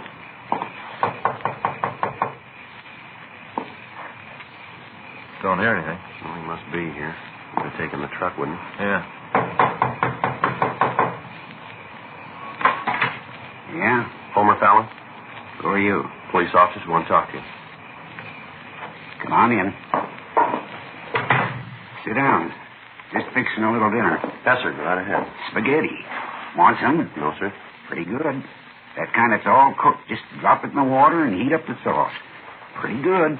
Sure you don't want none? No, thank you. How about you? No, sir. Well, wait a minute. I'll turn down the fire and we can talk. All right, sir. You gotta watch it pretty close. Gets too cooked and you gotta eat it with a spoon, not blood that way. No, sir. Oh, you've had it, have you? You want to come in here, sir? Yeah, I'll be right with you. Open up the sauce and I'll be right there. Maybe better come in now. What? Come on in. Sit down. Go ahead. Sit down. You haven't got no right to tell me what to do in my own house. No right at all. Frank, better check the place, huh? Yeah. Here, you got no right to go through my things. We can come back with a warrant if that'd be easier for you. Go ahead and do it. You got no right. There's something you don't want me to find? No. I got nothing to hide. Then you won't mind, will you? I will, too. You guys come in here while I'm having dinner, causing a lot of trouble. You got no right to do this. I'm an old man. I can't take a lot of excitement. Then why don't you save us all a lot of time? What? You know why we're here. You know what we want. I do. Sure you do. Why don't you tell us? Big thing over nothing. That's all it is. Can you tell us about it, will you? All the stuff put together wasn't worth $1.50. None of it. Not even $1.50. Well, then why'd you do it? Wanted to get the kid in trouble. All his life, he's had what he wanted. All his life. Different from me. Mm-hmm. I never had nothing. You put the things we found in his room, did you? Yeah. I knew you'd get to him. Wanted to sew it up. Make it look good. I put him there. Mm-hmm. Why'd you do the burglary last night? Well, I got to feeling sorry for the kid sitting in jail. You ever been arrested, fella? Well, a long time ago. Where? Back east. Vag charge. I was just a kid, working my way out here. Mm-hmm. Took me off a freight. I sat in a can overnight, and then they let me go. Give me a floater out of town. Mm-hmm. I got sorry for the kid. Figured if there was another stealing while he was in jail, you'd let him go. All right. Get your coat, will you? Yeah. Where is it? Closet there. Wait there, I'll get it. The only one in there. I got it. Here you go. Thanks. You know, I was sorry right after. I didn't want to hurt the kid. He's really not too bad. Mm-hmm. Didn't want to cause him no trouble. You did pretty good, didn't you? Suppose so. Well, want to go? Yeah. Oh, I forgot the spaghetti. Got to turn it off. Right. I guess it doesn't make any difference anyway. What was that, sir? Don't make any difference about you taking me to jail. Is that right? Yeah, I cooked the spaghetti too long.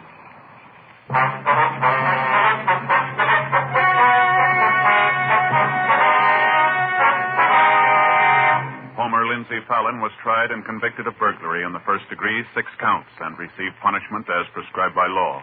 Burglary in the first degree is punishable by imprisonment for a period of not less than 5 years in the state penitentiary. Dragnet is a presentation of the United States Armed Forces Radio Service.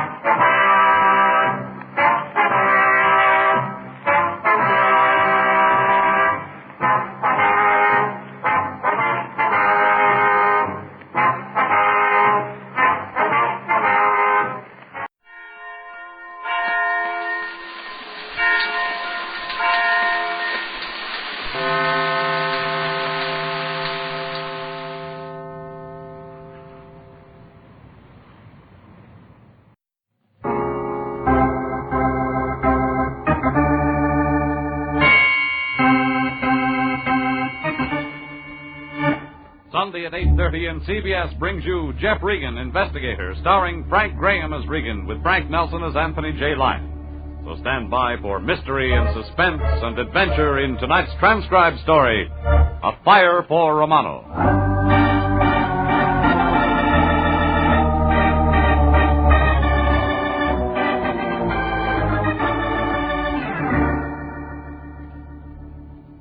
It started with a little man with deep wrinkles in his forehead and troubles on his mind.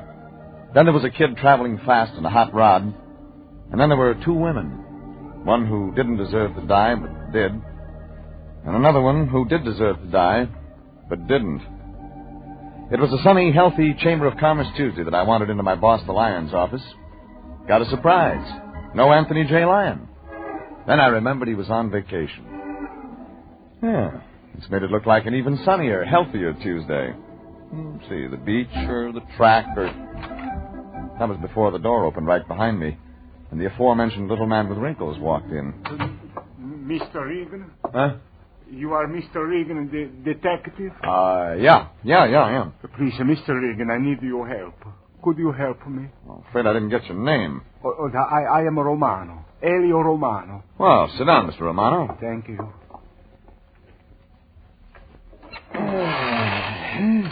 Well... What'd you say, Mr. Regan? Very nice fit.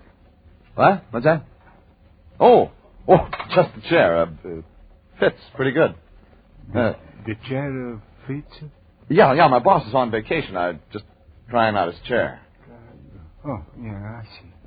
Yeah. Suppose you tell me about your problem. You're needing help, Mr. Romano. Oh, yes, Mr. Regan, it's true. I do need help. My store, it's my store. Store. I have a smaller grocery store. It's on the 6th Street. It's my own little store, and I'm very Romano, proud. What about the store? Oh, such a nice little place where people may buy food. We got everything, my Maria and I. We are the proprietors of the store. We also own it. Fine. Now, what about... It's called the Romanos. We have a big new neon sign.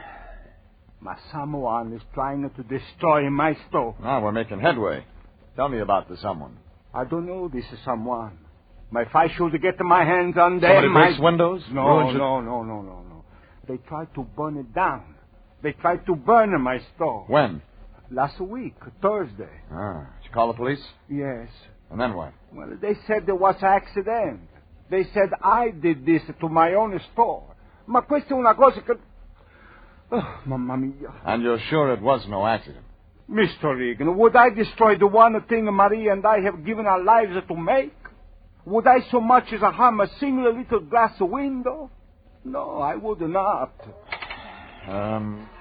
Where'd the fire start? In the back room where the cans are stored. What time of day? Night. It was at night. My Maria and I, we sleep above the store. My Maria smelled the smoke, and together we put out the fire before the damage could become great. Mm-hmm. That's the only time it happened? No. The day before that, I found a light match in the waste basket. It was just as I was closing for the night. Well, I stopped this one very quick. 2 nights in a row.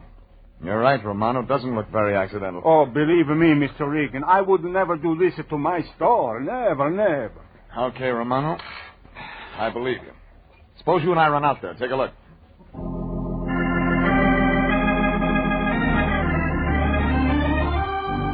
The little man with the wrinkled brow got in the car beside me, and we drove out 6th Street, past Alvarado, past Union. We parked in front of a small grocery store with a big neon sign over the door. Sign said very proudly, Romano's. And my client, Romano, glanced at it, nodded approvingly, and we walked in. Elio, you're back safely. That foolish woman. Of course I'm back safely. And this is Mr. Regan, the detective. See. Mr. Regan, my wife, Maria. A very foolish woman. Elio, twice said too much. How do you do, Miss Romano? What a pig of a husband. If you worry about him and he says so, he call you foolish. If you do not worry about him, he say you don't care. Maria, Mr. Regan is going to help us. He promised he will help us. You told him everything, Elio. Maria, please. Everything, Elio. You promised me you would tell Mr. Regan everything. See. Well? Suppose you tell me, Mrs. Romano. See, Maria. Suppose you tell me. Elio. Mr. Regan, in the first place, you must know that we do not have much money. See, very little, Mr. Regan. In the second place, you must know we do not have many friends. See, very few. Now, we'll work out the money later, Miss Romano. Tell me about the friends now. Maria, tell me. We believe certain things, Mr. Regan. We run our business our own way, and no one can tell us otherwise. We believe in being our own boss. Mm-hmm. That's why you have very few friends? See, that is why. Mr. Regan, please, come with me. Right away, I'll show you where the fires start. Please, come with me. Romano led me into a small back room behind the counter. There were shelves filled with canned goods and paper cartons. He showed me the waste paper basket near the door. Easy to toss a match in through the window above it that opened onto the alley.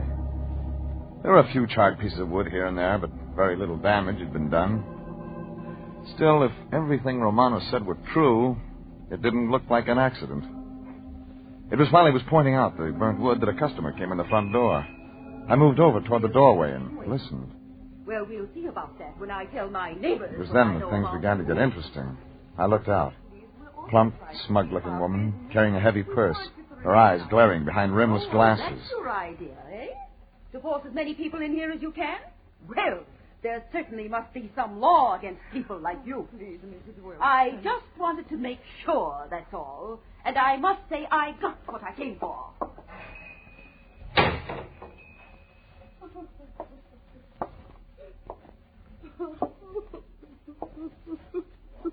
What was that all about, Mrs. Romano? Oh, Mr. Regan, you heard. Marie, what has she said to you? Quiet, Romano. Mr. Regan is right, Elio. It was enough. It didn't sound like nothing, Mrs. Romano. What'd she mean by tell my neighbors? No, we will not talk of it. See, we will talk of it. Mr. Regan, this woman, this is Mrs. Wilson. She used to be our best customer. Then she turned on us. She tells all her friends not to come to our store. Why? Why? Because who knows why? Oh, you have started it. Now you will finish, Elio. She does not buy from us because we would not let her tell us how to run our store. See. That's all there is to it? See. When did this start? A week ago. Oh. Same time the fire started. See, the same... But, Mr. Regan, you don't You think hired me to think, Romano. I'll see you later. Mr. Regan, where you going? To talk to Mrs. Wilson. If I moved fast, I could find Mrs. Wilson. If I could find her, I could talk to her. She had answers, plenty of them. Plenty more than the Romanos gave her credit for. And then I saw her, a block away, walking fast. I followed. Around the corner, she turned up a walk and disappeared into a two-story apartment house. I was right behind her. The mailbox out front said 208, and when I got there, the door was just closing. A knock. Yes? Could I talk to you for a minute? Young man, if you're selling I'm not something... selling anything. Then what do you want? Just a couple of questions, Mrs. Wilson, about the Romanos. Oh, so that's your game, is it? You're trying I'm to not tell trying me... to tell you anything. We'd just better talk now, for your own good. You go back and tell those people we don't want them around here. We don't want them in our neighborhood. Is that clear? That's as good a place to start as any. Now we'll just... Oh, no, you don't. You're not coming in without a warrant. I knew you were a policeman right away. They called you, those Romanos. Just like them to take advantage of our Constitution. But I know my rights as a citizen. Lady, I haven't broken any laws, you understand? It's them that cause all the trouble, them. And we don't want their kind around here. Now, good day. So I had nothing after all. I got in my car, drove down toward police headquarters.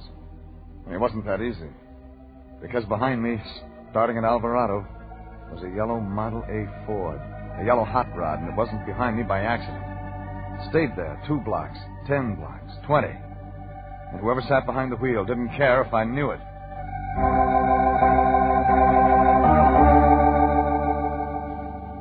He stayed that way until we reached a block without traffic, and then suddenly the yellow car gunned up in the rearview mirror. And I could see a young kid hunched angrily over the steering wheel, and there wasn't any doubt about what a kid like that had on his mind or what he was going to do. He moved the car up close, next to mine, and yelled something angry kids yell, and suddenly his yellow coupe shot out ahead and cut into me.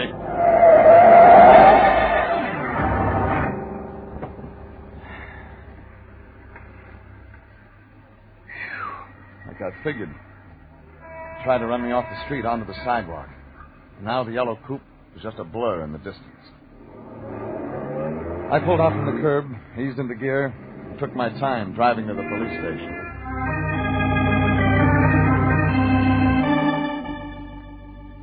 The police told me to check with the arson squad. The arson squad told me to check with the sergeant. And to make a rotten day just that much rottener, the sergeant turned out to be a guy I knew, named Bowles. All right, what do you want, Regan? Ah, transferred from homicide, Bowles? I don't need any of your lip today, Regan. I'm busy. What do you want? You handle the Romano investigation? Romano? Who's that? Just a poor guy who happens to own a grocery store. Romano.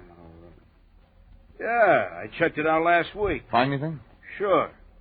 Scared little guy ought to watch where he tosses his matches. That's all you could find. When I want your advice, I'll ask for it. Give, Bowles. I'm busy today myself.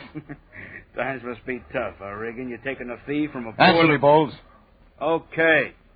The guy had a fire. Know what caused it? Matches. Know the total damage? $10. Now, Regan, if you think we got enough men to stake out a two big... Ever hear of putting out a fire before it starts, Bowles? You wouldn't have heard that. I told you we haven't got enough men, Regan. Sure, we'd like to prevent it. Okay. But you need men, Regan. We haven't got them. Okay, Bowles. What have you got? There's no evidence of outside work. Meaning what? No evidence that anybody else started it, Regan. Spell it out, Bowles. Sure, I'll spell it out. Maybe somebody did start the fire on purpose. You know who gained by that, Regan? No, don't guess. Let me tell you.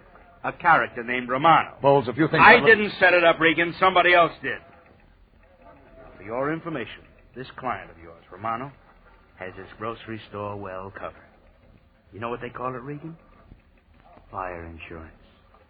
Lots of fire insurance. And that's what I got from Sergeant Bowles. I left the station, drove down to a chop house on 3rd Street, had myself a big dinner, and tried to think. Only it wasn't that easy.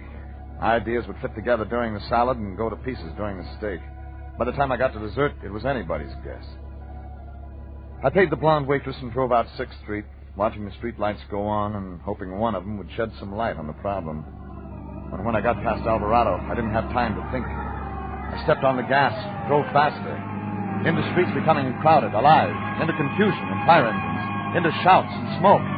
A man in a fire helmet directed me over to the side of the road, and I parked and got out and walked into the excitement and confusion and heat, and into a sweaty, curious, open-collared, open-mouthed, hot-eyed, staring mob, and there were shouts all around me. Hey, Joe. Hey, Edna. Hey, Pete. Come take a look. Romano's, the grocery store, burning down.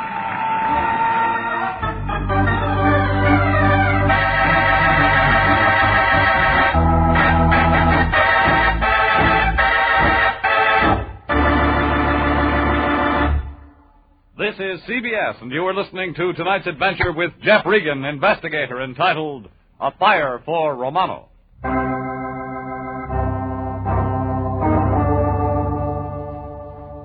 A little man named Romano had hired me to find out who tried to burn down his grocery store, and I'd met an irate customer, an overworked cop, and a kid in a hot rod. Now I was back on 6th Street, back at Romano's little store, and there was a mob of excitement-hungry people yelling and cheering and shouting, while flames licked up the store walls and around the big new neon sign Romano had proudly shown me. And I was moving into the mob, trying to get closer, when a big burly man covered with soot and sweat shoved me aside. Hey, stand back, will you please, mister? Have you seen the owner? Too many people to see anything, mister. Out of my way. The big fireman moved on, and I followed him, letting him clear a path through the spectators, and up ahead, I could see another big man. This one I knew. Stand back there. Oh, Regan. Rand, have you seen Romano, the owner? What's he look like? A little guy, dark hair, mustache. Doesn't so, Regan. I haven't seen anybody. Better...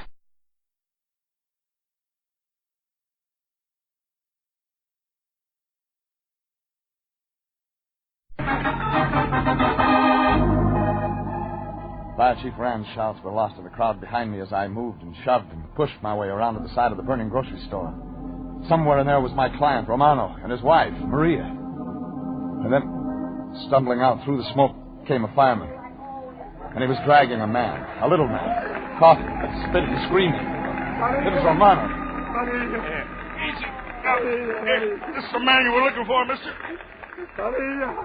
Maria, let me go, please. Let me go. Romano, it's me, Regan. Let me go in the name of God. Please let me go, Maria. I must get to my Maria. Yo, take him, mister. I'll go back for her. Right, I got him. Regan. Mr. Regan, where is she? They left my Maria. Take it easy, Romano. They'll get Maria. They must have saved her. I'm going to get to Maria. I'm going to get...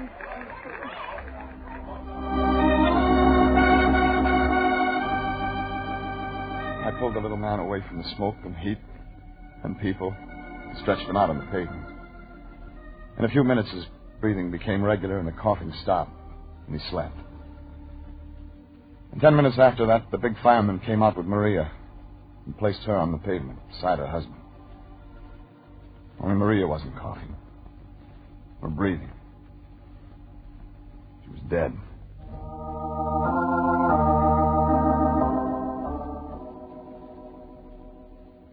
The ambulance took Maria and Romano away.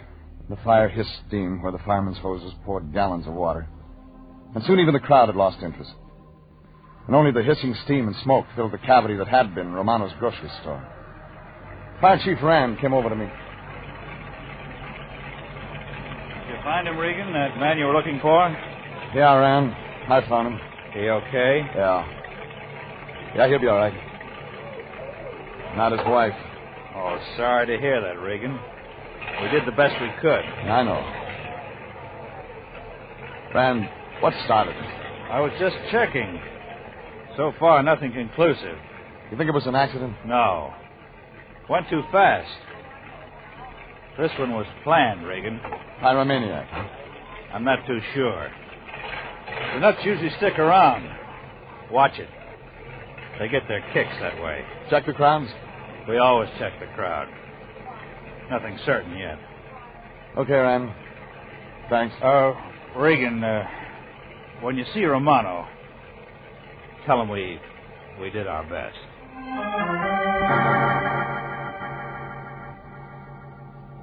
I left Rand examining the charred scraps of what was left of Romano's grocery store.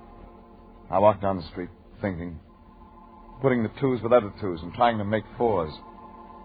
And then I saw something up ahead, and I forgot about the twos and fours and moved faster. It was a yellow Model A Ford parked 3 blocks from the scene of the fire, sitting quiet, docile, far from the nearest streetlight. I got to it, started to look in. It was the car that had tried to run me off the street. It was... Get away from there, mister. I turned, saw a kid. The kid who'd driven the car into me. In his right hand, a revolver. Come on, get away from it. You like guns. They get me things. Come on. You also like matches. Shut up. You also like killing people. Right! He blinked when I said killing, and I drove across the sidewalk at his knees, and we went down together, rolling on the pavement and digging for the gun. And it was anybody's weapon until I felt the cold steel of it pressing between us, saw the barrel moving up under my chin, heard the report.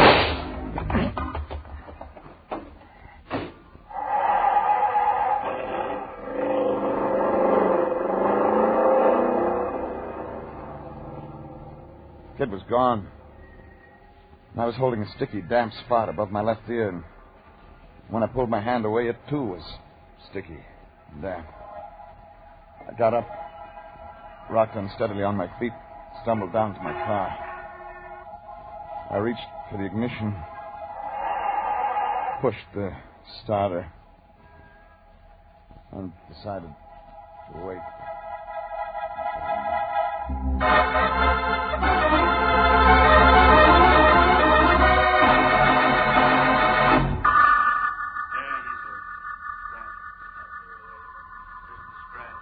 Voices and faces, and voices and lights, and a big blank wall to stare at. I waited, not being sure, and then I opened my eyes, and the blank wall was the ceiling, and the face was Sergeant Bowles. Who said it was just a scratch? Lay down. What's going on around here? Said lay down. You want to hurt something or something? Bowles, your humor stinks. Where are we? Georgia Street Receiving. Huh? Only why Rand had bothered... Rand brought me here. He found you in your car. You were out. Way out. Romano. Is he okay? Yeah, he's okay. His wife, Maria. Does Romano know? Yeah, he knows. Bowles. Yeah? You still figure Romano burned his own store down? Shut up. Like you said, Bowles, who would gain but Romano? Who, Bowles, who? Okay, so I was wrong, okay? We did our best. After the crime. What did you do before it happened, Bowles? Slow down, Regan. You're racing your motor. Besides, suppose you answer a couple of questions. Okay. Just ask me.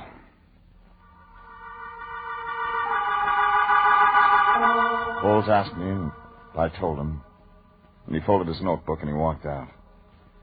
I got up, checked my legs and the bandage over my left ear, glanced down the hospital corridor, and walked out. 30 minutes later, the cab let me off where I'd last seen that yellow coupe, and I began to check garages. And the first one I checked was behind the apartment building where Mrs. Wilson lived. And I got nothing. 30 minutes after that, I'd covered her side of the block and was on the last apartment across the street. 4 garages, side by side. First Chevy, second Dodge, third Ford. Not a new one. It was a coupe like the yellow one I was looking for, only this was black. Shiny black. Shiny black. That was worth something. I moved into the dark garage and looked closer at that Model A and reached out and touched the shininess and brought my finger back fast. Sticky. Wet. Newly painted. What are you doing back here? Short, fat, with a flashlight beam in my eyes. Come on, speak up. What's your business? Turn off your light. Not a chance, mister. I'm on I you. said turn it off. Hey! Whose car is this? None of your business. I said whose car? This is my property, mister. You... Stop! It ain't my place to give out information on my tenant. Oh, the owner lives in your apartment? Well, Does he? Well, I rent that garage, mister. $5 a month. But the guy who owns the car doesn't live here? It ain't no guy, mister. Woman pays the bill. A woman. A plump woman. Wears rimless glasses. Yeah. Her name's Wilson. Mrs. Wilson. Hey, that's... Thanks. Hey, you ain't got no right to ask me questions. I moved around the building, across the street, double time. Double time up the stairs. Up to the place I'd been earlier in the afternoon. It was late now, very late. But whether she liked it or not, Mrs. Wilson was getting a caller. I leaned on the buzzer, stayed on it. And midnight or not, Mrs. Wilson was going to answer if it took me home. What's the meaning of this? The very idea... Oh, it's you. Well, see here. I'm coming in, Mrs. Wilson. I won't have this, you. I'm calling the manager. That's what I'm going to do. I'm coming in, Mrs. Wilson. You policemen have no right to disturb peace-loving citizens. I'm not the police, Mrs. Wilson. You're not the police? Well, in this case... Not this time. Get out of my house, do you hear? Get out of... Shut up. And what do you want? Your son. If he is your son. You're playing crazy. My son is out of town. Really? He's been gone since yesterday. He's visiting his aunt. That's right. He left on the train for Santa Barbara. That's where my sister lives. Tommy left yesterday morning. Tell me about Tommy. He's a good boy. There's nothing he's done wrong. He's... what right have you got? What right have you got covering up a murder? Murder? Sure, murder, Mrs. Wilson. When your kid set fire to Romano's store, somebody was killed. The law can call that manslaughter, Mrs. Wilson, but you and I know it's murder. You're lying. You're making... Why, Mrs. Wilson? That's all I want to know. Why? Why did you knowingly let your kid set fire to that store? What kind of a distorted brain... You shut up! What those people got, they deserved. We don't want their kind in this neighborhood. We've got our rights. Who's we? Citizens. Real American citizens. Oh, Romano's not, is that it? There's no place here I think I'll just look around, Mrs. Wilson. Where are you going? Look around. Something brought this business to a boil. You stay out of there! Ah, I wasn't going in. But since you made a point of it. Kitchen. You get out of here. Now, why would you care if I looked in your kitchen, Mrs. Wilson? Interesting. Very interesting. You've got no right to come in Coffee, here and... sugar, soap. Oh, Lots of it. Let's see. Say about 24 cans of coffee. A couple of cases of soap. And there's the sugar there. I paid for it. It's my right to buy what I want. Romano can't tell me so what that's I'm it. supposed... Romano tried to tell you how much you could buy. No dirty, filthy foreigner is going to tell me what I That's can... right. You're an American. A real patriotic American. Right.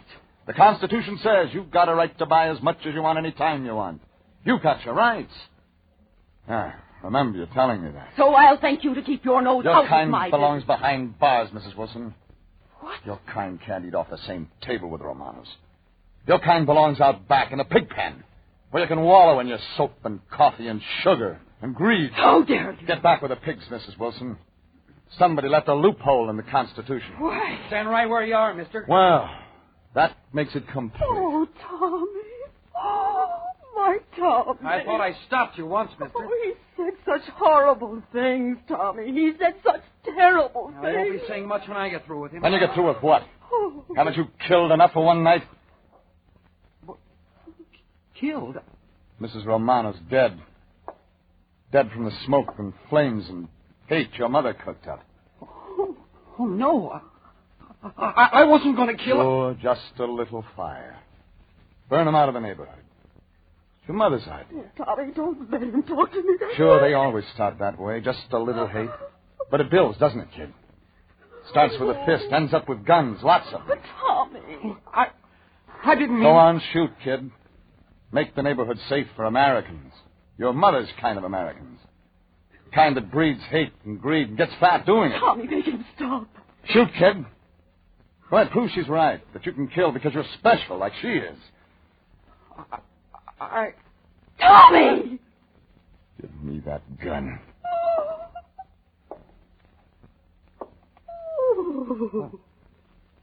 The gun. Gun. Thanks. There must be something in the Constitution that fits you, Mrs. Wilson.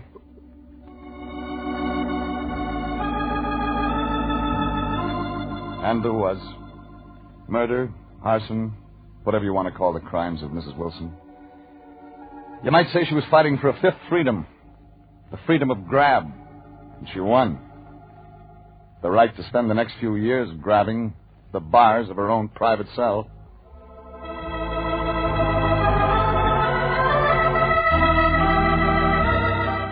The next morning, I checked in down at the office of my boss, Anthony J. Lamb. Empty. Anthony J. on vacation. Way up in the mountains, breathing fresh air, living the hard, rugged life. Fishing, hunting, getting next to nature. And doing good. Thought about that as I sat down in his big swivel chair. Anthony J. Lyon, Detective Bureau. Regan speaking. I have a long-distance call for Mr. Jeffrey Regan from Mr. Lyon in Mammoth Lakes, California. Okay, I'm Regan. The call is collect. Will you accept the charges? What else? Okay, operator. Jeffrey! Is that you, Jeffrey? Lyon, how's the fishing? What's that?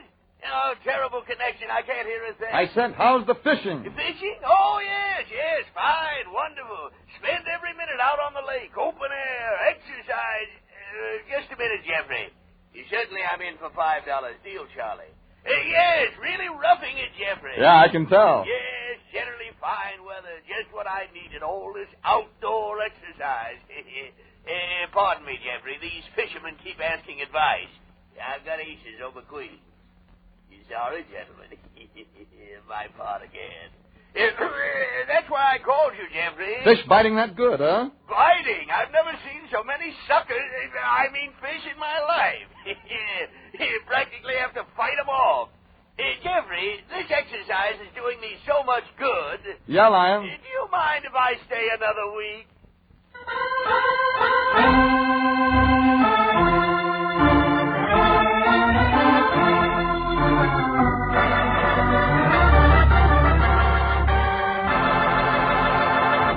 Jeff Regan, Investigator, is written tonight by William Frug, produced and directed by Sterling Tracy, and stars Frank Graham as Regan with Frank Nelson as Anthony J. Lyon.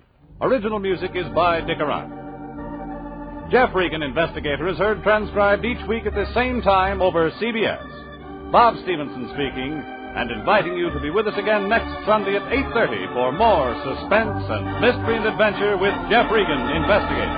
This is CBS, the Columbia Broadcasting System.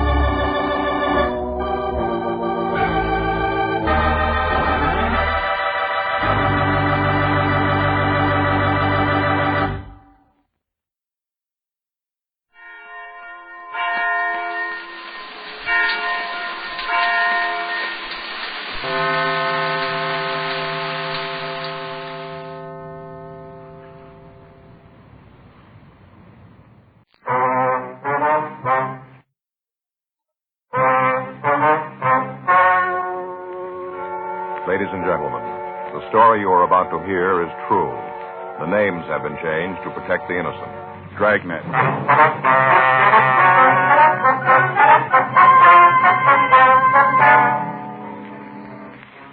You're a detective sergeant. You're assigned a robbery detail.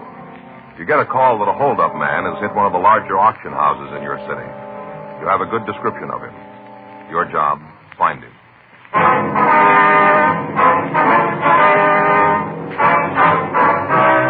Dragnet, the documented drama of an actual crime. For the next 30 minutes, in cooperation with the Los Angeles Police Department, you will travel step by step on the side of the law through an actual case transcribed from official police files. From beginning to end, from crime to punishment, Dragnet is the story of your police force in action.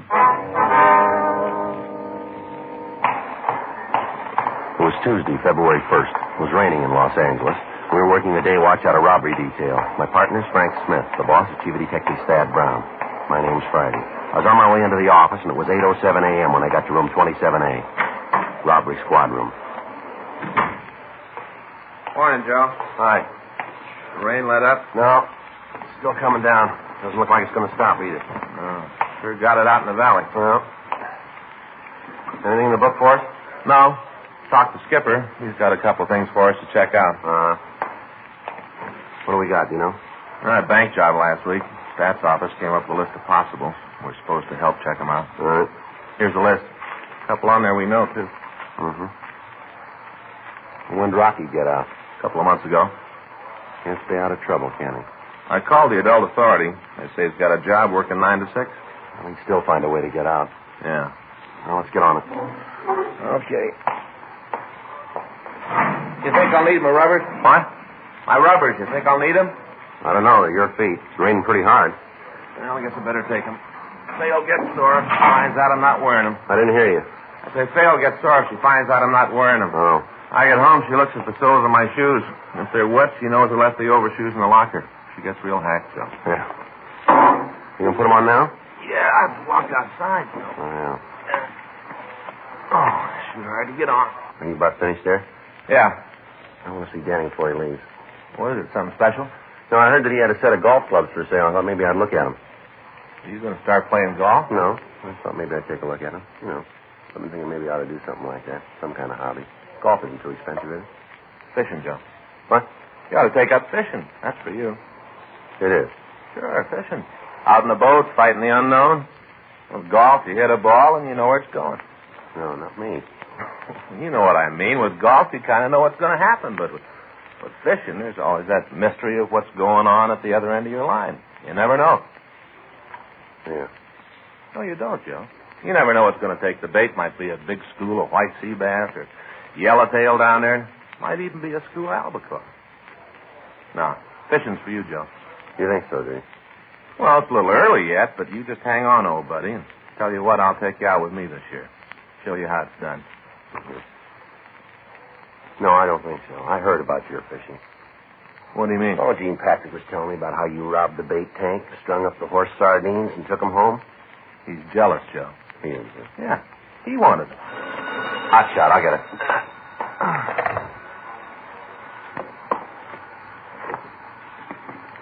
You better hurry up. We got one to roll on. Yeah? Auction house out on Wilshire Boulevard. Huh? They were just hit.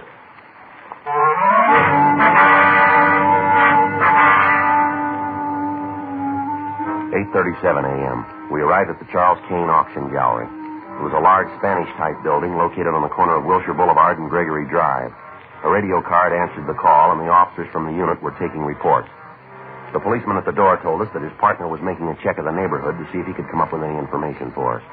An ambulance had arrived, and the man at the door told us that the attendant was in the store taking care of one of the victims. We went in and talked to him. Hey, watch it, huh? Feels like he stole my head in. Oh, sorry, Mr. Kane. You fellas officers? Yeah, that's right. Friday and Smith, Central Robbery. All right, if we talk to him. Sure, I'm almost finished here. Sure, you can talk to me. Go ahead, I'll tell you. All right, sir. This is my partner, Frank Smith. My name's Friday. Charles Kane. This is my place. I'm the one that was robbed. Yes, sir, we understand. This is Miss Morgan. I'm his leader policeman. How do you do? How are you, Morgan? Where's the other cops? Sir? Other fellas, the ones in the police car, where'd they go? Well, they're outside, Mr. Kane.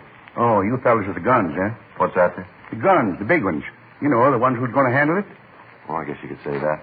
Yeah, well, suppose you want me to tell you all about it, huh? Yes, sir, if you would, please. Yeah, been in the auctioning business a long time. This is the first time a thing like this has ever happened. First time. Uh-huh. Came in this morning early. Came in to check the consignment from Santa Barbara. Loading new stuff. Only it's old. Yes, sir. We bought it up. It's supposed to be here this morning. I came in the office. Yeah, right in here. Fellow was standing back at the door. As soon as I came in, he clouded me on the head. Whacked me a good one. Hey, wait. Take it easy with that bandage, will you? Yes, sir, I'm sorry. You like that fella Ichabod? Who's that? Ichabod, you know, from Washington Irving. Ichabod Crane. Fella rode around carrying his head under his arm. Yes, sir, I feel like I could do that. Grand writer, Irving. Read almost all his stuff. Grand. Yes, sir. What time did you come in? Yeah, grand. Oh, it must have been about 7:45. Wonder if you can give us a description of the man. Sure. Don't you want me to tell you the rest of the story first? Well, if we can get a description of the man, Mr. Kane, we can get a broadcast out on him. Yeah. He robbed the safe, too, you know. Yes, sir, we understand. Cleaned it right out. How tall was the man, sir? Oh, about 6'2", big fella. Well, might even been bigger. How about his weight? Big there, too. Maybe a couple 100 pounds. Did you see the man, Miss Morgan? Yes, he was here when I came in. Yeah, but I'm the one he hit. Well, he was back here with Mr. Kane when I came in. The man must have just hit him. Did you get a pretty good look at him? Yes, sir. Yeah, he hit me. He gave me a real whack right on the head. Yes, sir. This fellow's covered it all up with bandages, or you'd be able to see it. A real whack. Yes, sir, we understand. Think that'll take care of it, Mr. Kane? Will, huh? Yes, sir. I suggest you see your doctor, though. Yeah, why? We usually recommend it, sir. Oh, yeah. Well, thanks, young fellow. Yes, sir. How about the man's coloring, Mr. Kane? That ambulance fellow been real nice. Yes, sir. Can you tell us about the man who held you up? Light complected. Did he wear glasses? No, didn't have glasses. Well, he had them on when I saw him. Yeah? Well, he didn't when he whacked me. What kind of glasses were they, ma'am? Well, they're the ones with the plastic rims, sort of a light color. Must have taken them off when he hit me. What was he wearing? Gray suit. Business suit. Gray. Was he clean shaven, do you remember? Well, yes, he had a dark beard, though. Real heavy, but he was clean shaven. I'll get this out, Joe. Right. Did he have any accent when he talked, Mr. Kane? No, just hauled off and hit me as soon as I came in the door. Didn't say a word. Just whacked me on the head. Did he speak to you, Miss Morgan? Well, yes, he did. He told me to keep quiet and nothing would happen. Did you notice anything in his speech? No, he talked just like anybody else. Okay, you called him, Frank? Yeah. Miss Morgan? Yes, sir. What time did you get in this morning? Oh, it must have been about 8, maybe a couple of minutes after. Did you see the hold-up man when you came in? No, not right away. He wasn't out in the gallery. Uh-huh. I came into the office here. This is where I work most of the time. That's when I saw him. He was standing right over there. Mr. Kane was on the floor, and the robber was standing next to him. I guess he'd just hit Mr. Kane. Uh-huh. What did he say to you? Oh, I told you. He said for me to keep quiet and nothing would happen to me. Did he say anything else? No, he didn't. Didn't say much to me either. Just whacked me. Would you know the man if you saw him again, Miss Morgan? Yes, I would. So did I. All right, sir. Well, we'd like both of you to come downtown and look at some pictures, if you would. Oh, got him, huh? Fast work. Oh, no, sir. No, we haven't got him in custody yet, but we may have a picture of him downtown. Yeah? How'd that be? Well, if he's done this kind of thing before and he's been arrested, we'd have a record on him. Oh, yeah. Mr. Kane. Yeah? What kind of a burglar alarm system do you have here in the store? Oh, it's right there on the window. Mm-hmm. Hey, you see those little strips of foil? Electricity runs through them. They get broke and it rings the bell out in front of the store. You're not on a system, though, are you? Huh? Oh, no. Always figured that if the bell went off, the cops would be here soon enough. I see. He must have found out some way to turn the thing off, though. It didn't ring at all. I'd heard it if it had. I'd heard it sure. Do either of you people smoke? Yeah, both of us. Got out the broadcast, Joe. Good. Call the crime lab. They're on the way. All right, fine. I took another look at the front door. Whoever broke in sure knew his job real clean. You got anything? Well, we don't know yet. Either of you two people smoked this morning here in the office? Not me. Sure could use a cigarette, though. Calm me down. Here you are, Miss Kane. How about you, miss? Thank you. Why all these questions about smoking? I want to know if you're going to catch that man. There was over $1,200 in that safe, and I had a couple of hundred on me. He took all that. What's asking all these silly questions for? Well, there's some cigarettes here on the floor. Looks like the hold-up man must have waited for you two to get here. Yeah, probably did. Broke into the safe and then waited for me to come in. Dirty sneak. What do you got, Joe? Some paper matches here. Might be some. Yeah? You take a look at them? Yeah. Huh, what's there? I'm printing on that one. You read what it says? 23 miles to Wilming. The rest of it's burned off. Probably Wilmington. Uh-huh. Oh, you got something? A clue? Well, we don't know yet, sir. Here's another one, Joe. Can you read it? Yeah. This one's almost whole. Only the tip's been burned. What's it say? Well, it says 14 miles to Santa Monica. What was it? 14 miles to Santa Monica. Look like matches from a motel, maybe a hotel, something like that. Might be a restaurant. See, you guys won't have any trouble at all. Getting the fella, I mean. Sir? Yeah, simple. Just find a place that's 23 miles from Wilmington, 14 miles to Santa Monica. Don't you get it? Find that place, and your man will be waiting for you. You get it? Uh-huh. Yeah, simple. Find that place, your man will be there.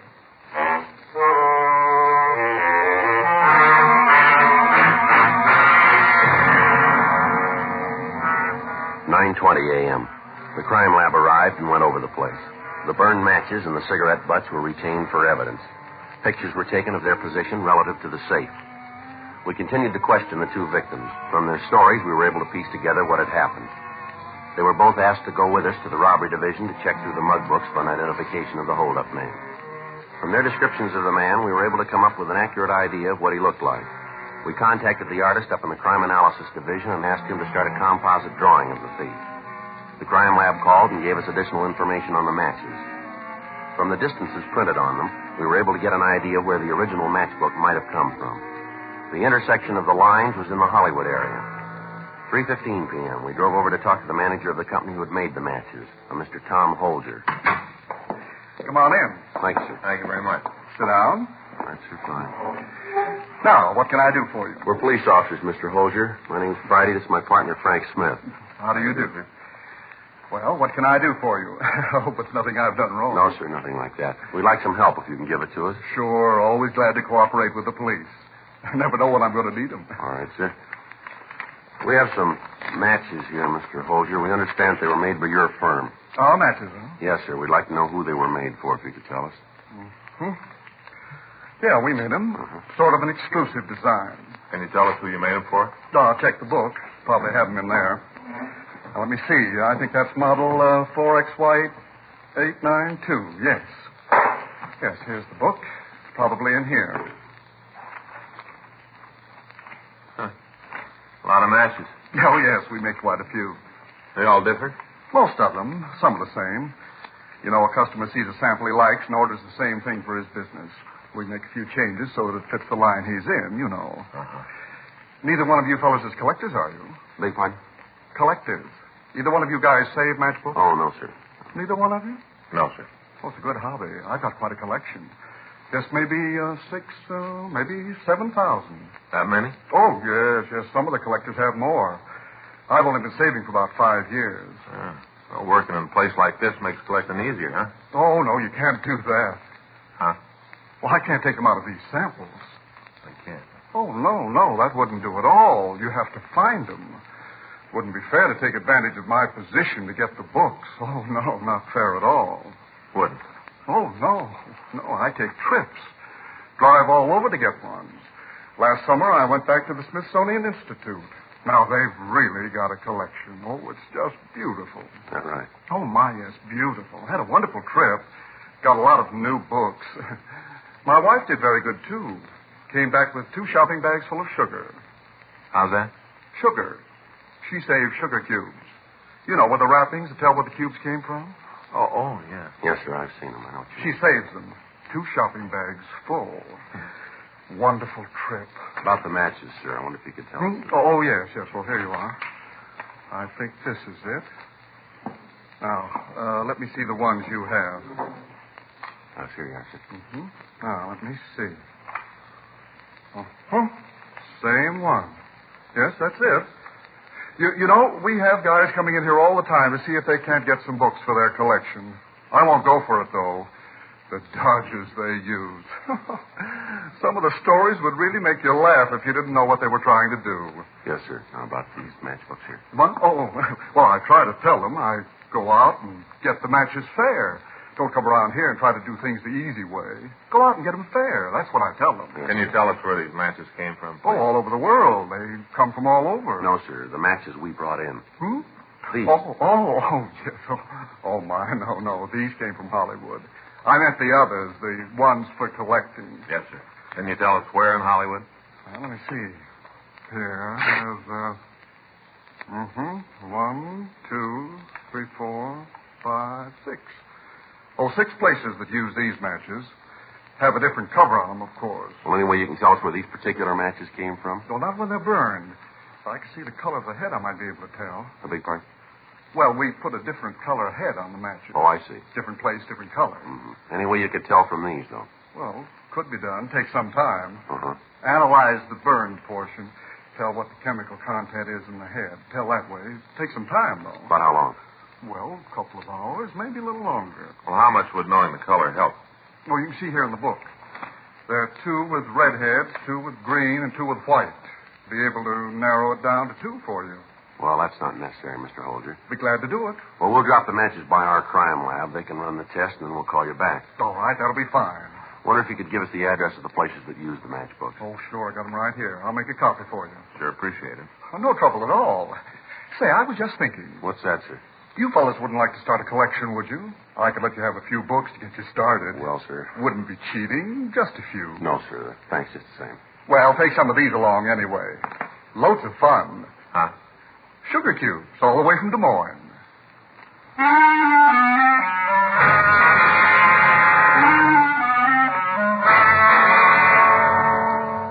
We got the list of places using the type of book matches found at the scene of the robbery. We told Tom Holger that we'd be back if we needed any more help, and then we left. 5:30 p.m. We called the office and talked to Sergeants Murphy and Rafferty. We gave them the addresses of the 3 motels and asked them to check them out. 6:46 p.m. We started to check out the 3 motels on our list. The rain continued to fall. The Weather Bureau's report indicated that it would keep up for another 12 hours. At the first 2 places, we got no new information on the holdup man. 7:29 p.m. We checked at the last place on our list. Yeah? Police officers would like to talk to you, sir. Oh, sure. Come on in. Thank you. Boy, it's sure coming down, isn't it? Yes, sir. Now, what's all this about? Something wrong? No, we just like your help. Nothing I can do. Say, you guys like a cup of hot coffee? Take the chill out of your bones. No, sir, no thanks. Got it all ready. Won't be no trouble. No, sir. Thanks just the same. Well, how about your partner? No, thanks. All right. Now, what can I do for you? I'd like for you to take a look at a picture here and tell us if you've seen the man. Sure. Frank, you have the sketch there? Oh, yeah. Got it right here. A little wet. Uh-huh. Get some water you got in the pocket. Yeah.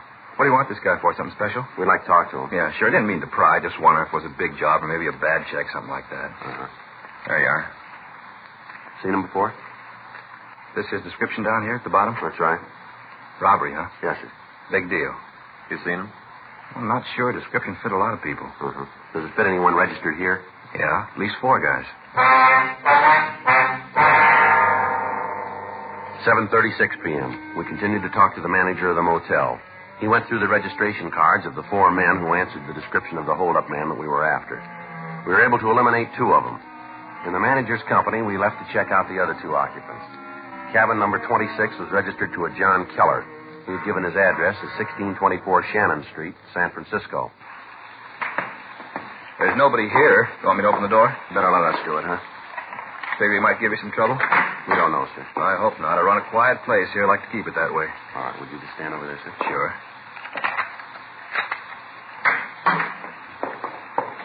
Not here. When'd you see him last? Well, I didn't see him at all today. Last time was yesterday evening. Came by to see if there's any phone messages for him. You say who was going to call him? No. Kind of impressed me like he was just asking to kill time. Uh-huh. Better check the closet, huh?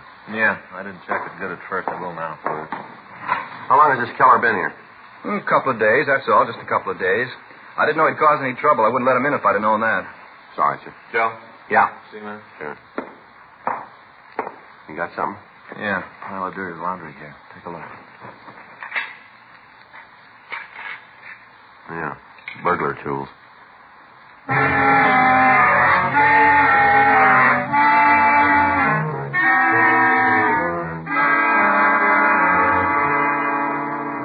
The burglar tools were not disturbed until they could be checked for fingerprints. We asked the manager of the motel to go back to the office and act as if nothing had happened when the suspect came in. He told us the motel had a switchboard telephone, and we asked him to ring us in the event the office called. I called the city hall and told them where we were. I also asked that another team of men be sent out to help us with a stakeout. Then Frank and I settled down to wait for John Keller. The rain kept up. We waited. 8:30. No sign of the suspect. The office called to say that they were sending Stewart and Creasy out to relieve us at midnight. 9:30. 10:15 p.m. Well, I sure wish we could smoke. Yeah.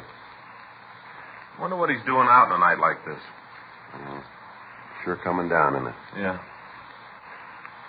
Hope Faye and the kids are all right. Is there anything wrong? No, but once in a while when it rains real heavy like this, the storm drain across the street gets clogged. Water backs up, fills the street, you know. Yeah. Well, we only got another half hour to go here. Yeah. I'm glad to get some dry socks on. Hold it. Huh? Somebody coming out there. Yeah.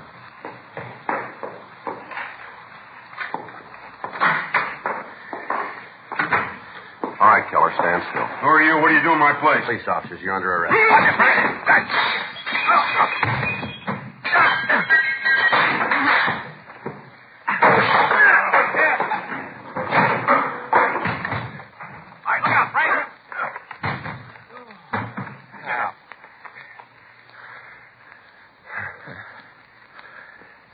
right, come on.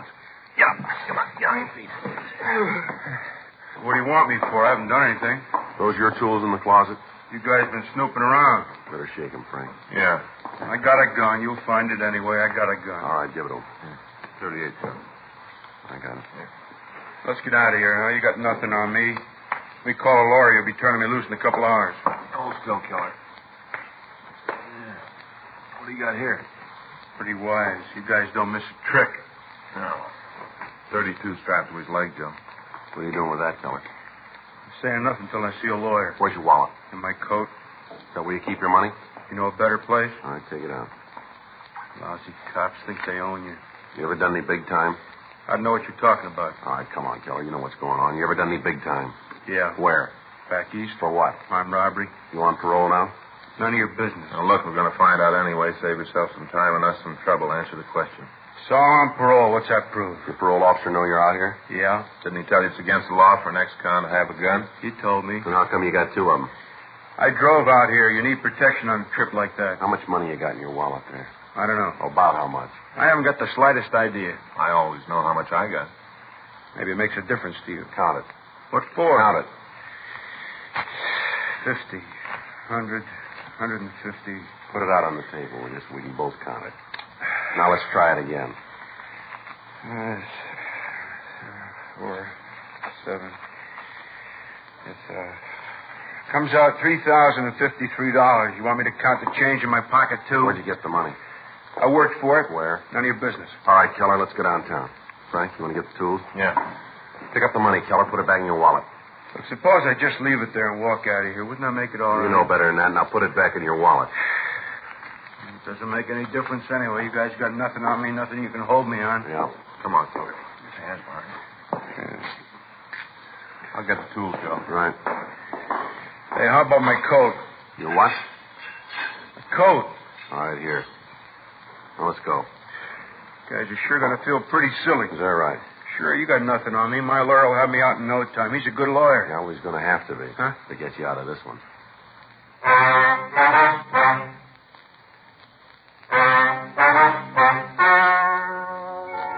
The story you have just heard is true. The names were changed to protect the innocent. On June 14th, trial was held in Department 97, Superior Court of the State of California, in and for the County of Los Angeles.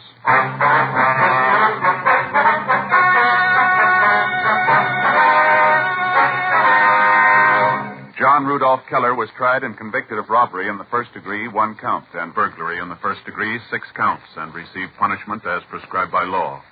Robbery in the first degree is punishable by imprisonment in the state penitentiary for a period of not less than 5 years. Burglary in the first degree is punishable by imprisonment for a period of not less than 5 years in the state penitentiary.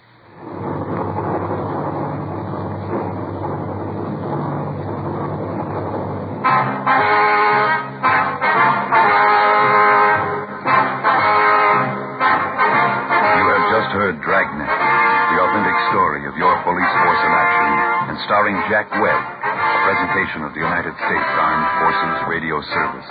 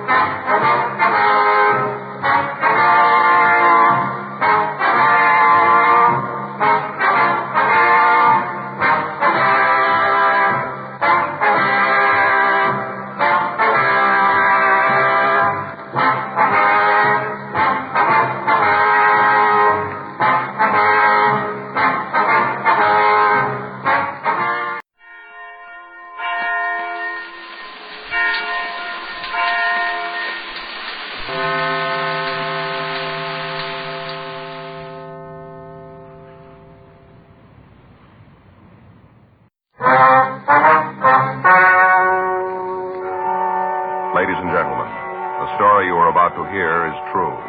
The names have been changed to protect the innocent. Dragnet.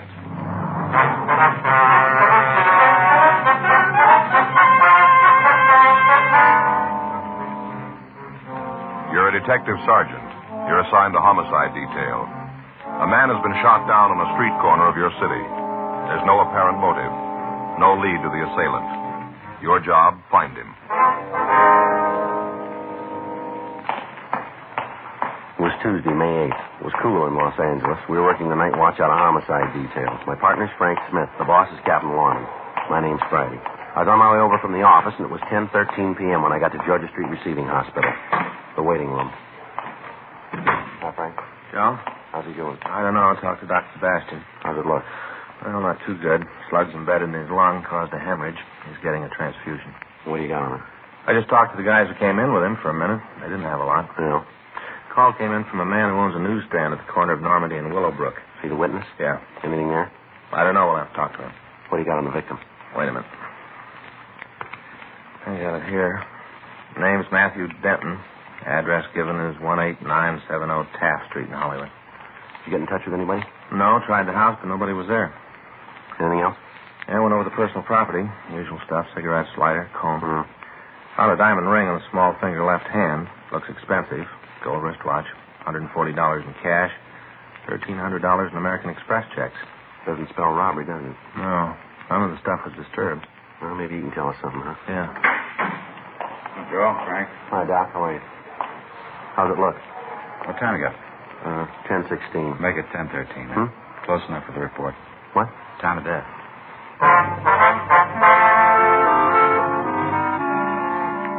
Matthew Trevor Denton, WMA, 31 years, 5'9", 164 pounds, had stopped living at 10:13 p.m. on May 8th. We didn't know who he was or why he died.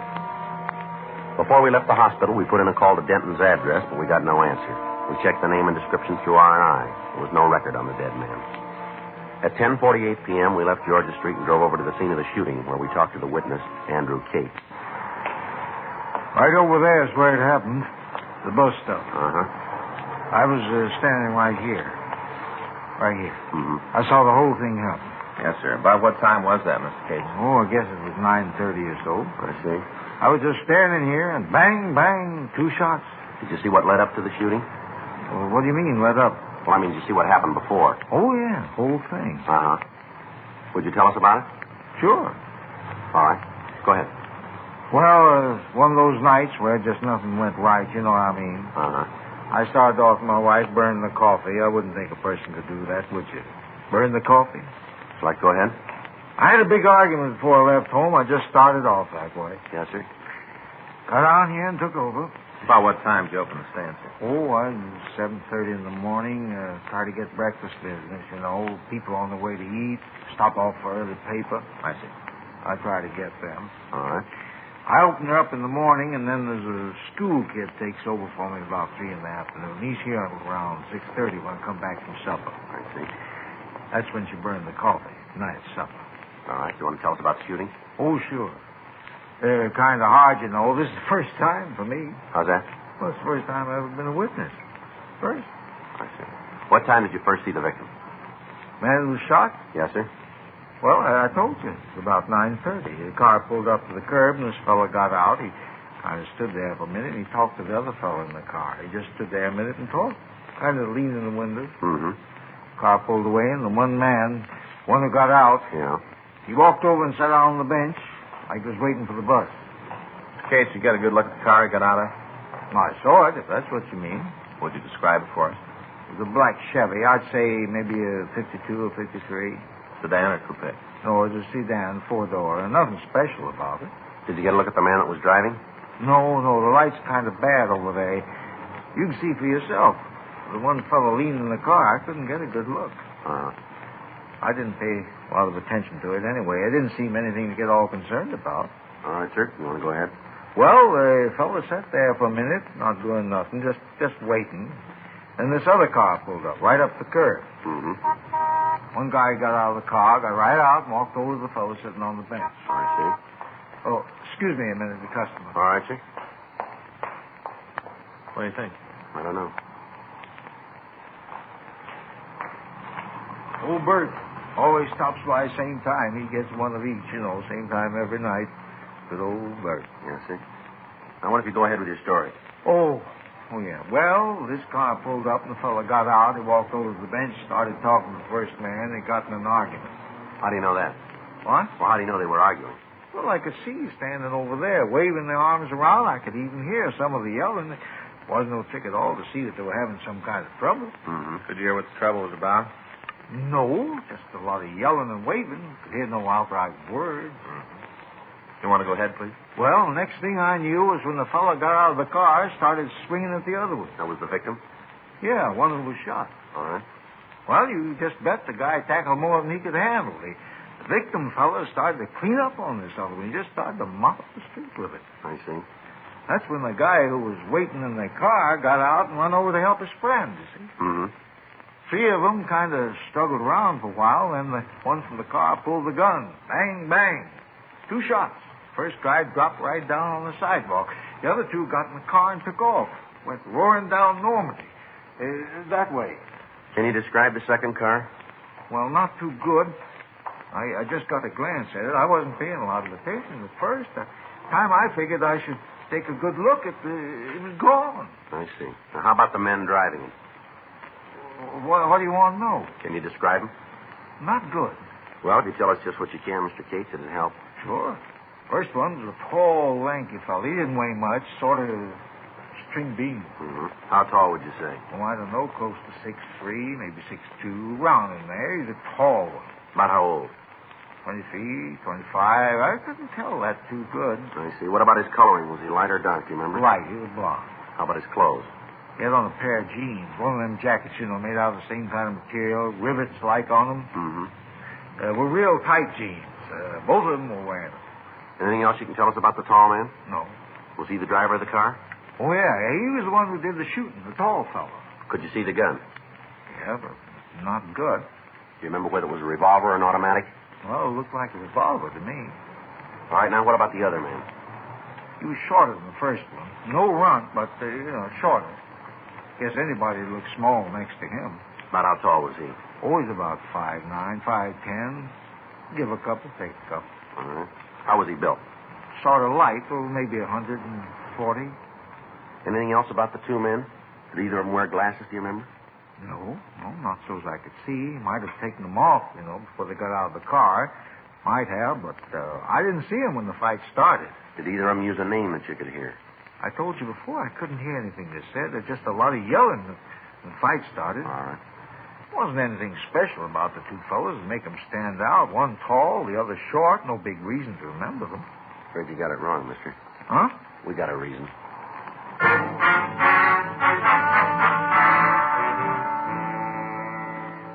We made arrangements for Andrew Cates to come down to the office and look through the mug books.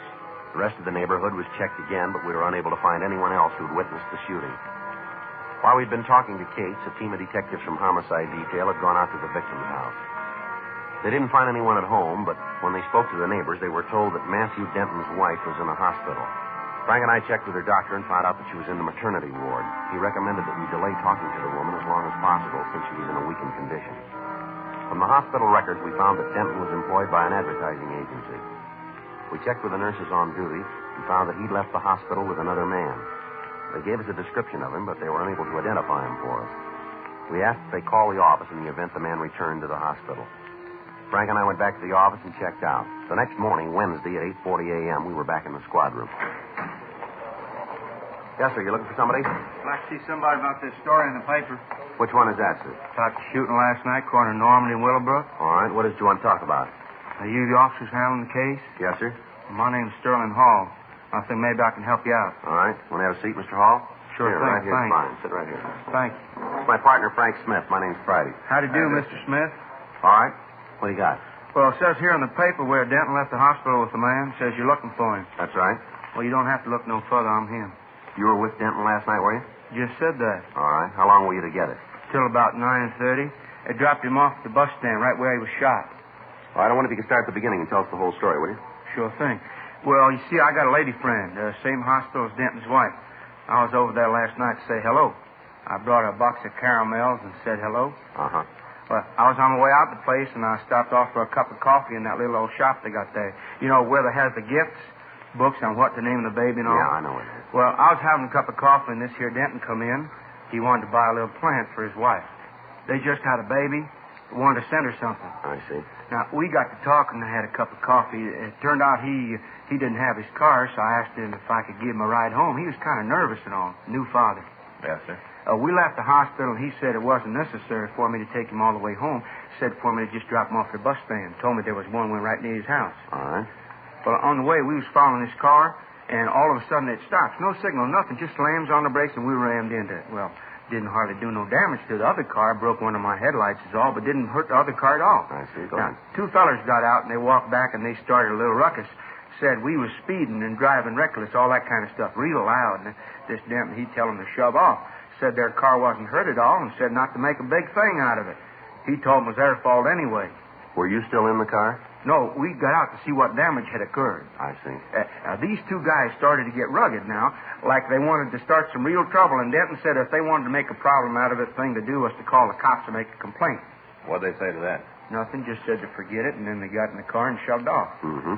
Now, I didn't see him again, but I got to thinking about it this morning when I saw the story in the paper. You think it might have been one of them two who shot Denton? Well, we don't know, sir. Can you give us a description of the men? Sure thing. Now, one of them was real tall. The other one was about my height. It'll be about 5'8"? 5'8" and 3/4. All right. Can you give us a description of the car? Yes, sir. It was a light blue Ford. One of them new ones, you know, with the plastic on top. Yes, sir. I took a good look at it. Matter of fact, I kind of thought there might be some trouble about the accident. I didn't want to be out on a limb with my insurance company, so I made sure. Yeah. I got the license number.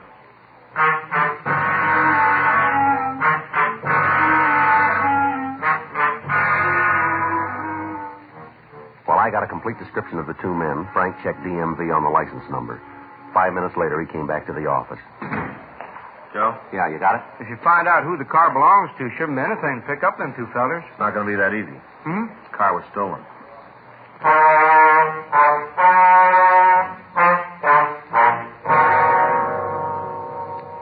Before Frank and I left the office, we made arrangements for Sterling Hall to check the mug books in the hope that he might be able to identify the suspects. At 11:20 a.m., we drove over to talk to the registered owner of the stolen car. He told us that the vehicle had been taken from a parking lot the day before and that he'd made an immediate report on it to the police. Additional broadcasts were gotten out on the automobile and on the suspects. That afternoon, we drove over and talked to the victim's wife. She told us that the money and the express checks Denton had been carrying were for the payment of the hospital and the doctor bills. We questioned her about her husband's friends and associates. Although we had the story given us by Sterling Hall, it seemed unlikely that the man was killed as the result of an argument over a minor traffic accident. We spent the rest of the day interviewing people who knew the victim. From them, we learned that Denton was well-liked and was respected. He took an active interest in neighborhood clubs and events. The more we went into his background, the more convinced we became that he'd been killed by the men in the stolen Ford. 2 days passed. On Saturday, May 12th, the vehicle was found abandoned. A stakeout was placed on it, and when no one approached it, the crew from Leighton Prince went over the car. They found several partial fingerprints, but not enough for classification. The prints were photographed and held for evidence. Frank and I continued to work on the killing. A month went by without additional information turning up. On Tuesday, June 19th, we got a call from burglary detail. Yeah. No, nothing. Where'd he come from? Well, it might check out. No, we'll pick him up. Yeah. Okay, right, thanks. Mac over in burglary. Yeah? He says he just picked up a guy for receiving. Uh-huh. Tried to make a deal. Said if he got a break, he might be able to help us clean up something. Say what it was? Yeah, he did. The Denton killing.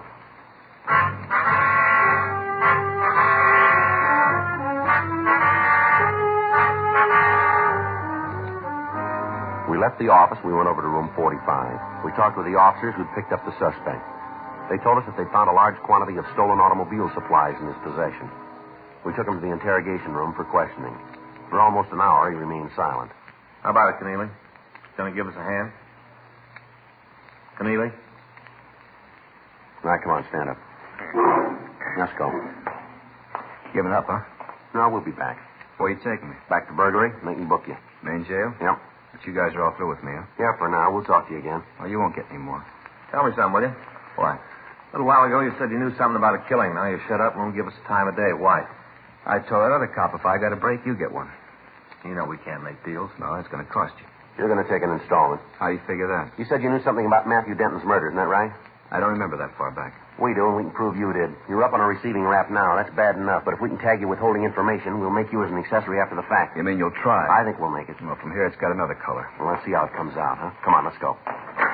Down this way. I know. What's a tab for being accessory? 5 years. Okay, let's go back. Huh? I'll tell you all about it.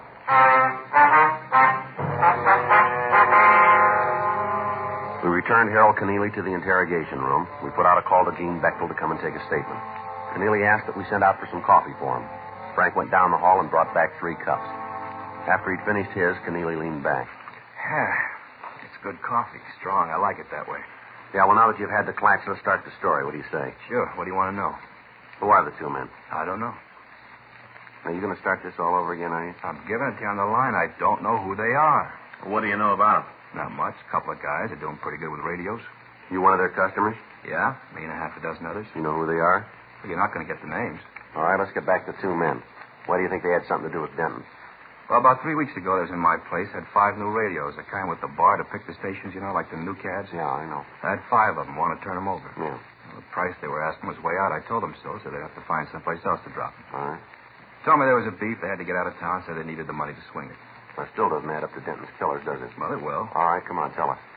Well, I went out of the office for a couple of minutes, told them I had to make a phone call. Yeah. I got a mic hidden in the room, found out it helps in business once in a while. I turned it on and listened to the guys talk. Go ahead. They were yakking about some guy that got shot. The big fellow was saying there wasn't no other way to handle it. Said that he didn't like it either, but there just wasn't any other way. Big thing then was to get some money and just beat town. Mm-hmm. I waited outside for a couple more minutes, but they didn't say anything, so I went back in. I told them I couldn't swing the radio deal. What'd they do then? Well, they said they had to dump him someplace. If I couldn't take him, they'd find somebody who would. Told them to go ahead. And what do these guys look like? A couple of bums, one tall, the other short, wearing those jeans with the coats made out of the same cloth, you know. You had dealings with them before? Yeah, a couple of times. You know their name? No. All I know is the big one's called Dusty. I don't know the last part. How about the other one? Nothing there. Anything else about them? Oh, they're both lushes. Yeah. The big one is Dusty, always got a flask on his hip. You mean a bottle, huh? No, a metal flask like they used in Prohibition. This one's all beat up, dented. It's all dirty. But I never seen Dusty without it. Both of them all the time nipping at it. All right. You know where these guys live? No, someplace downtown. They got a pad there. I don't know where it is, though. How do you know it's downtown, then? Well, I don't know for sure. It's just a guess.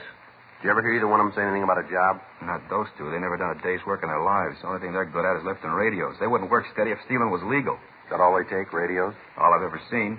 Guess they got a gimmick. Figure they can make a living with them. Why change? Mm-hmm. I guess they do pretty good. I don't know. I paid them enough times. All right. Anything else you can tell us? No. They work with anybody else, do you know? Not that I've ever heard. How about close friends? None. They say when they'd be back to your place? No, they don't have a regular route. When they pick up some things, they come in. If they got nothing to sell, I don't see them. When'd you see them last? The time I told you about. They still around? Well, I don't know. Rumble says they are. I haven't seen them myself. You know where we can reach them? No, you don't make an appointment with them. You know if these guys have ever been arrested? Oh, we never talked about it. Where they seem to feel about cops, though, you sure figure they fell. They from L.A., do you know? I don't think so. Never heard them say. Only done business with them a couple of times. We never got real buddy-buddy. Mm-hmm. They don't go to that chummy set much. All right, Keneally. Anything more you want to tell us? I guess that's it. All right, come on. Why don't you check the books? Yeah. Hey, can you spring another cup of that coffee? It's sure good. About the best I ever tasted. Hey, wait a minute. Yeah? There's one more thing about the guys you're after. All right.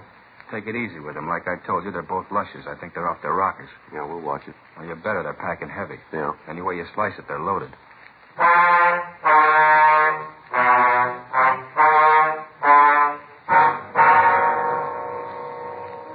Harold Keneally went through the mug books, but he was unable to find a picture of the 2 suspects. The name Dusty was checked to the moniker file without result. Information was forwarded to George Brereton up at CII Sacramento, and a supplemental APB was gotten out. We spent the rest of the day with officers from burglary detail going over reports. We found that they'd been working on a string of car radio thefts for the past several weeks. When we compared notes with them, it seemed more than possible that their 2 suspects were the same men we wanted for the killing of Matthew Denton. However, they were no closer to the men than we were. From the reports, we were able to figure that the pair was still in Los Angeles. That evening, we met with Captain Lorman, Captain Bernard, and Chief Detective Thad Brown. We worked out a system of rolling stakeouts that would cover most of the territory where the thieves had been working. 3 additional teams of men from burglary were assigned to help us, and on Wednesday, June 20th, the operation was started.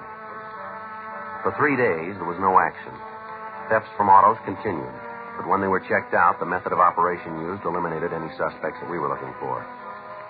On Sunday, June 24th, we got a call that a man answering the descriptions of one of the thieves had been seen in the vicinity of Beverly Boulevard and Elmwood Avenue. Frank and I left our position in the stakeout, and we drove out to the area. Should be a couple of more blocks. Yeah, we just passed Ridgewood Place. You better take it easy next block when you start cruising. Yeah. See anything? No. Want to take a left here? All right. Doesn't look like it. Well, let's go up a couple more blocks. All right. Sure be a break if we nail him tonight. Yeah. A little rough on the study time. How's it going? Oh, I don't know, Joe. Times I don't think I'm ever going to make sergeant. What are you doing now? You mean studying? Yeah. Legal procedure. Well, you should know that. More practical stuff, yeah. Putting it into legal language, it makes it rough on me. Yeah, I had the same trouble. I haven't been able to hit the books for the past week. Wait a minute. Yeah. No, nothing. Keep going. What'd you say? I said I hadn't hit the books. I missed a couple of lectures, too. Well, you're never going to make it that way. That's what Faye says. Wait a minute. Huh? Slow down. What do you got? Up there. See? Next block on the left. About 50 feet on the other side of the street line. Oh, I don't see anything. Looked to me like somebody trying to get into a car. I'm not sure. Well, let's check it. All right. Just up ahead there. Yeah. See anything? Well, looked like somebody on the other side. Better pull up. We'll take a look. Okay. All right, let's go. I'll cover the other side. Take it easy. If it's the one we want, they're heavy. All right. All right, mister, let's hold it right there. What? Stand where you are. You talking to me? That's right. What are you causing me trouble for? I didn't do nothing. We didn't say you did. How about it, mister? This your car? Certainly it's my car. Who do you think it belonged to? You got the white slip? In the machines, right out in plain sight where it's supposed to be. You've been drinking, haven't you? Small wonder you officers don't do better at solving crimes. I had a couple, yeah. What's your name? I don't see that's any business of yours. All I'm trying to do is get into my car. I'm not causing any trouble. What's your name? It's Kyle, Peter Kyle. You got the keys to this car? Matter of fact, I haven't. That's why I'm having so much trouble getting in. If I had the keys, I could just flip the door open and drive off. Frank? Yeah. Here, what are you doing? Just want to see what you're carrying. Watch it, Joe. All right, mister, come on. Get up. What? I'm doing like you say I'm doing. Try it again, Frank. Yeah. Come on. Put your hands back. He's clean, Joe. All right. Turn around. I didn't mean to do it. I didn't mean to shoot. Yeah, sure. Honest, you gotta believe me. I didn't mean it. Come on down here under the light. All right, now stand still. Yeah, matches the description pretty good. Where's your partner? I didn't mean to do it. It was an accident. I just hit the guy. I just got in a fight with him. Dusty did the shooting. He did it. I didn't. I just got in a All fight. right, now calm down. Where is he? I knew you'd catch us. I knew it all the time. I kept telling Dusty we had to get out of town. We got to go. I kept telling him. All the time I was telling him. Well, where is he? Home. Where's that? He's the one who did it. I just got in a fight. Dusty's the one who shot, not me. Where do you live, mister? Down on 4th. That's where old Dusty is. Old, safe Dusty. He said we didn't have to leave. He said you'd never catch us. All right, let's go. Old Dusty is always right. Always knows what he's doing all the time. Never makes a mistake. Not old Dusty. Yeah, well, he made one this time, didn't he?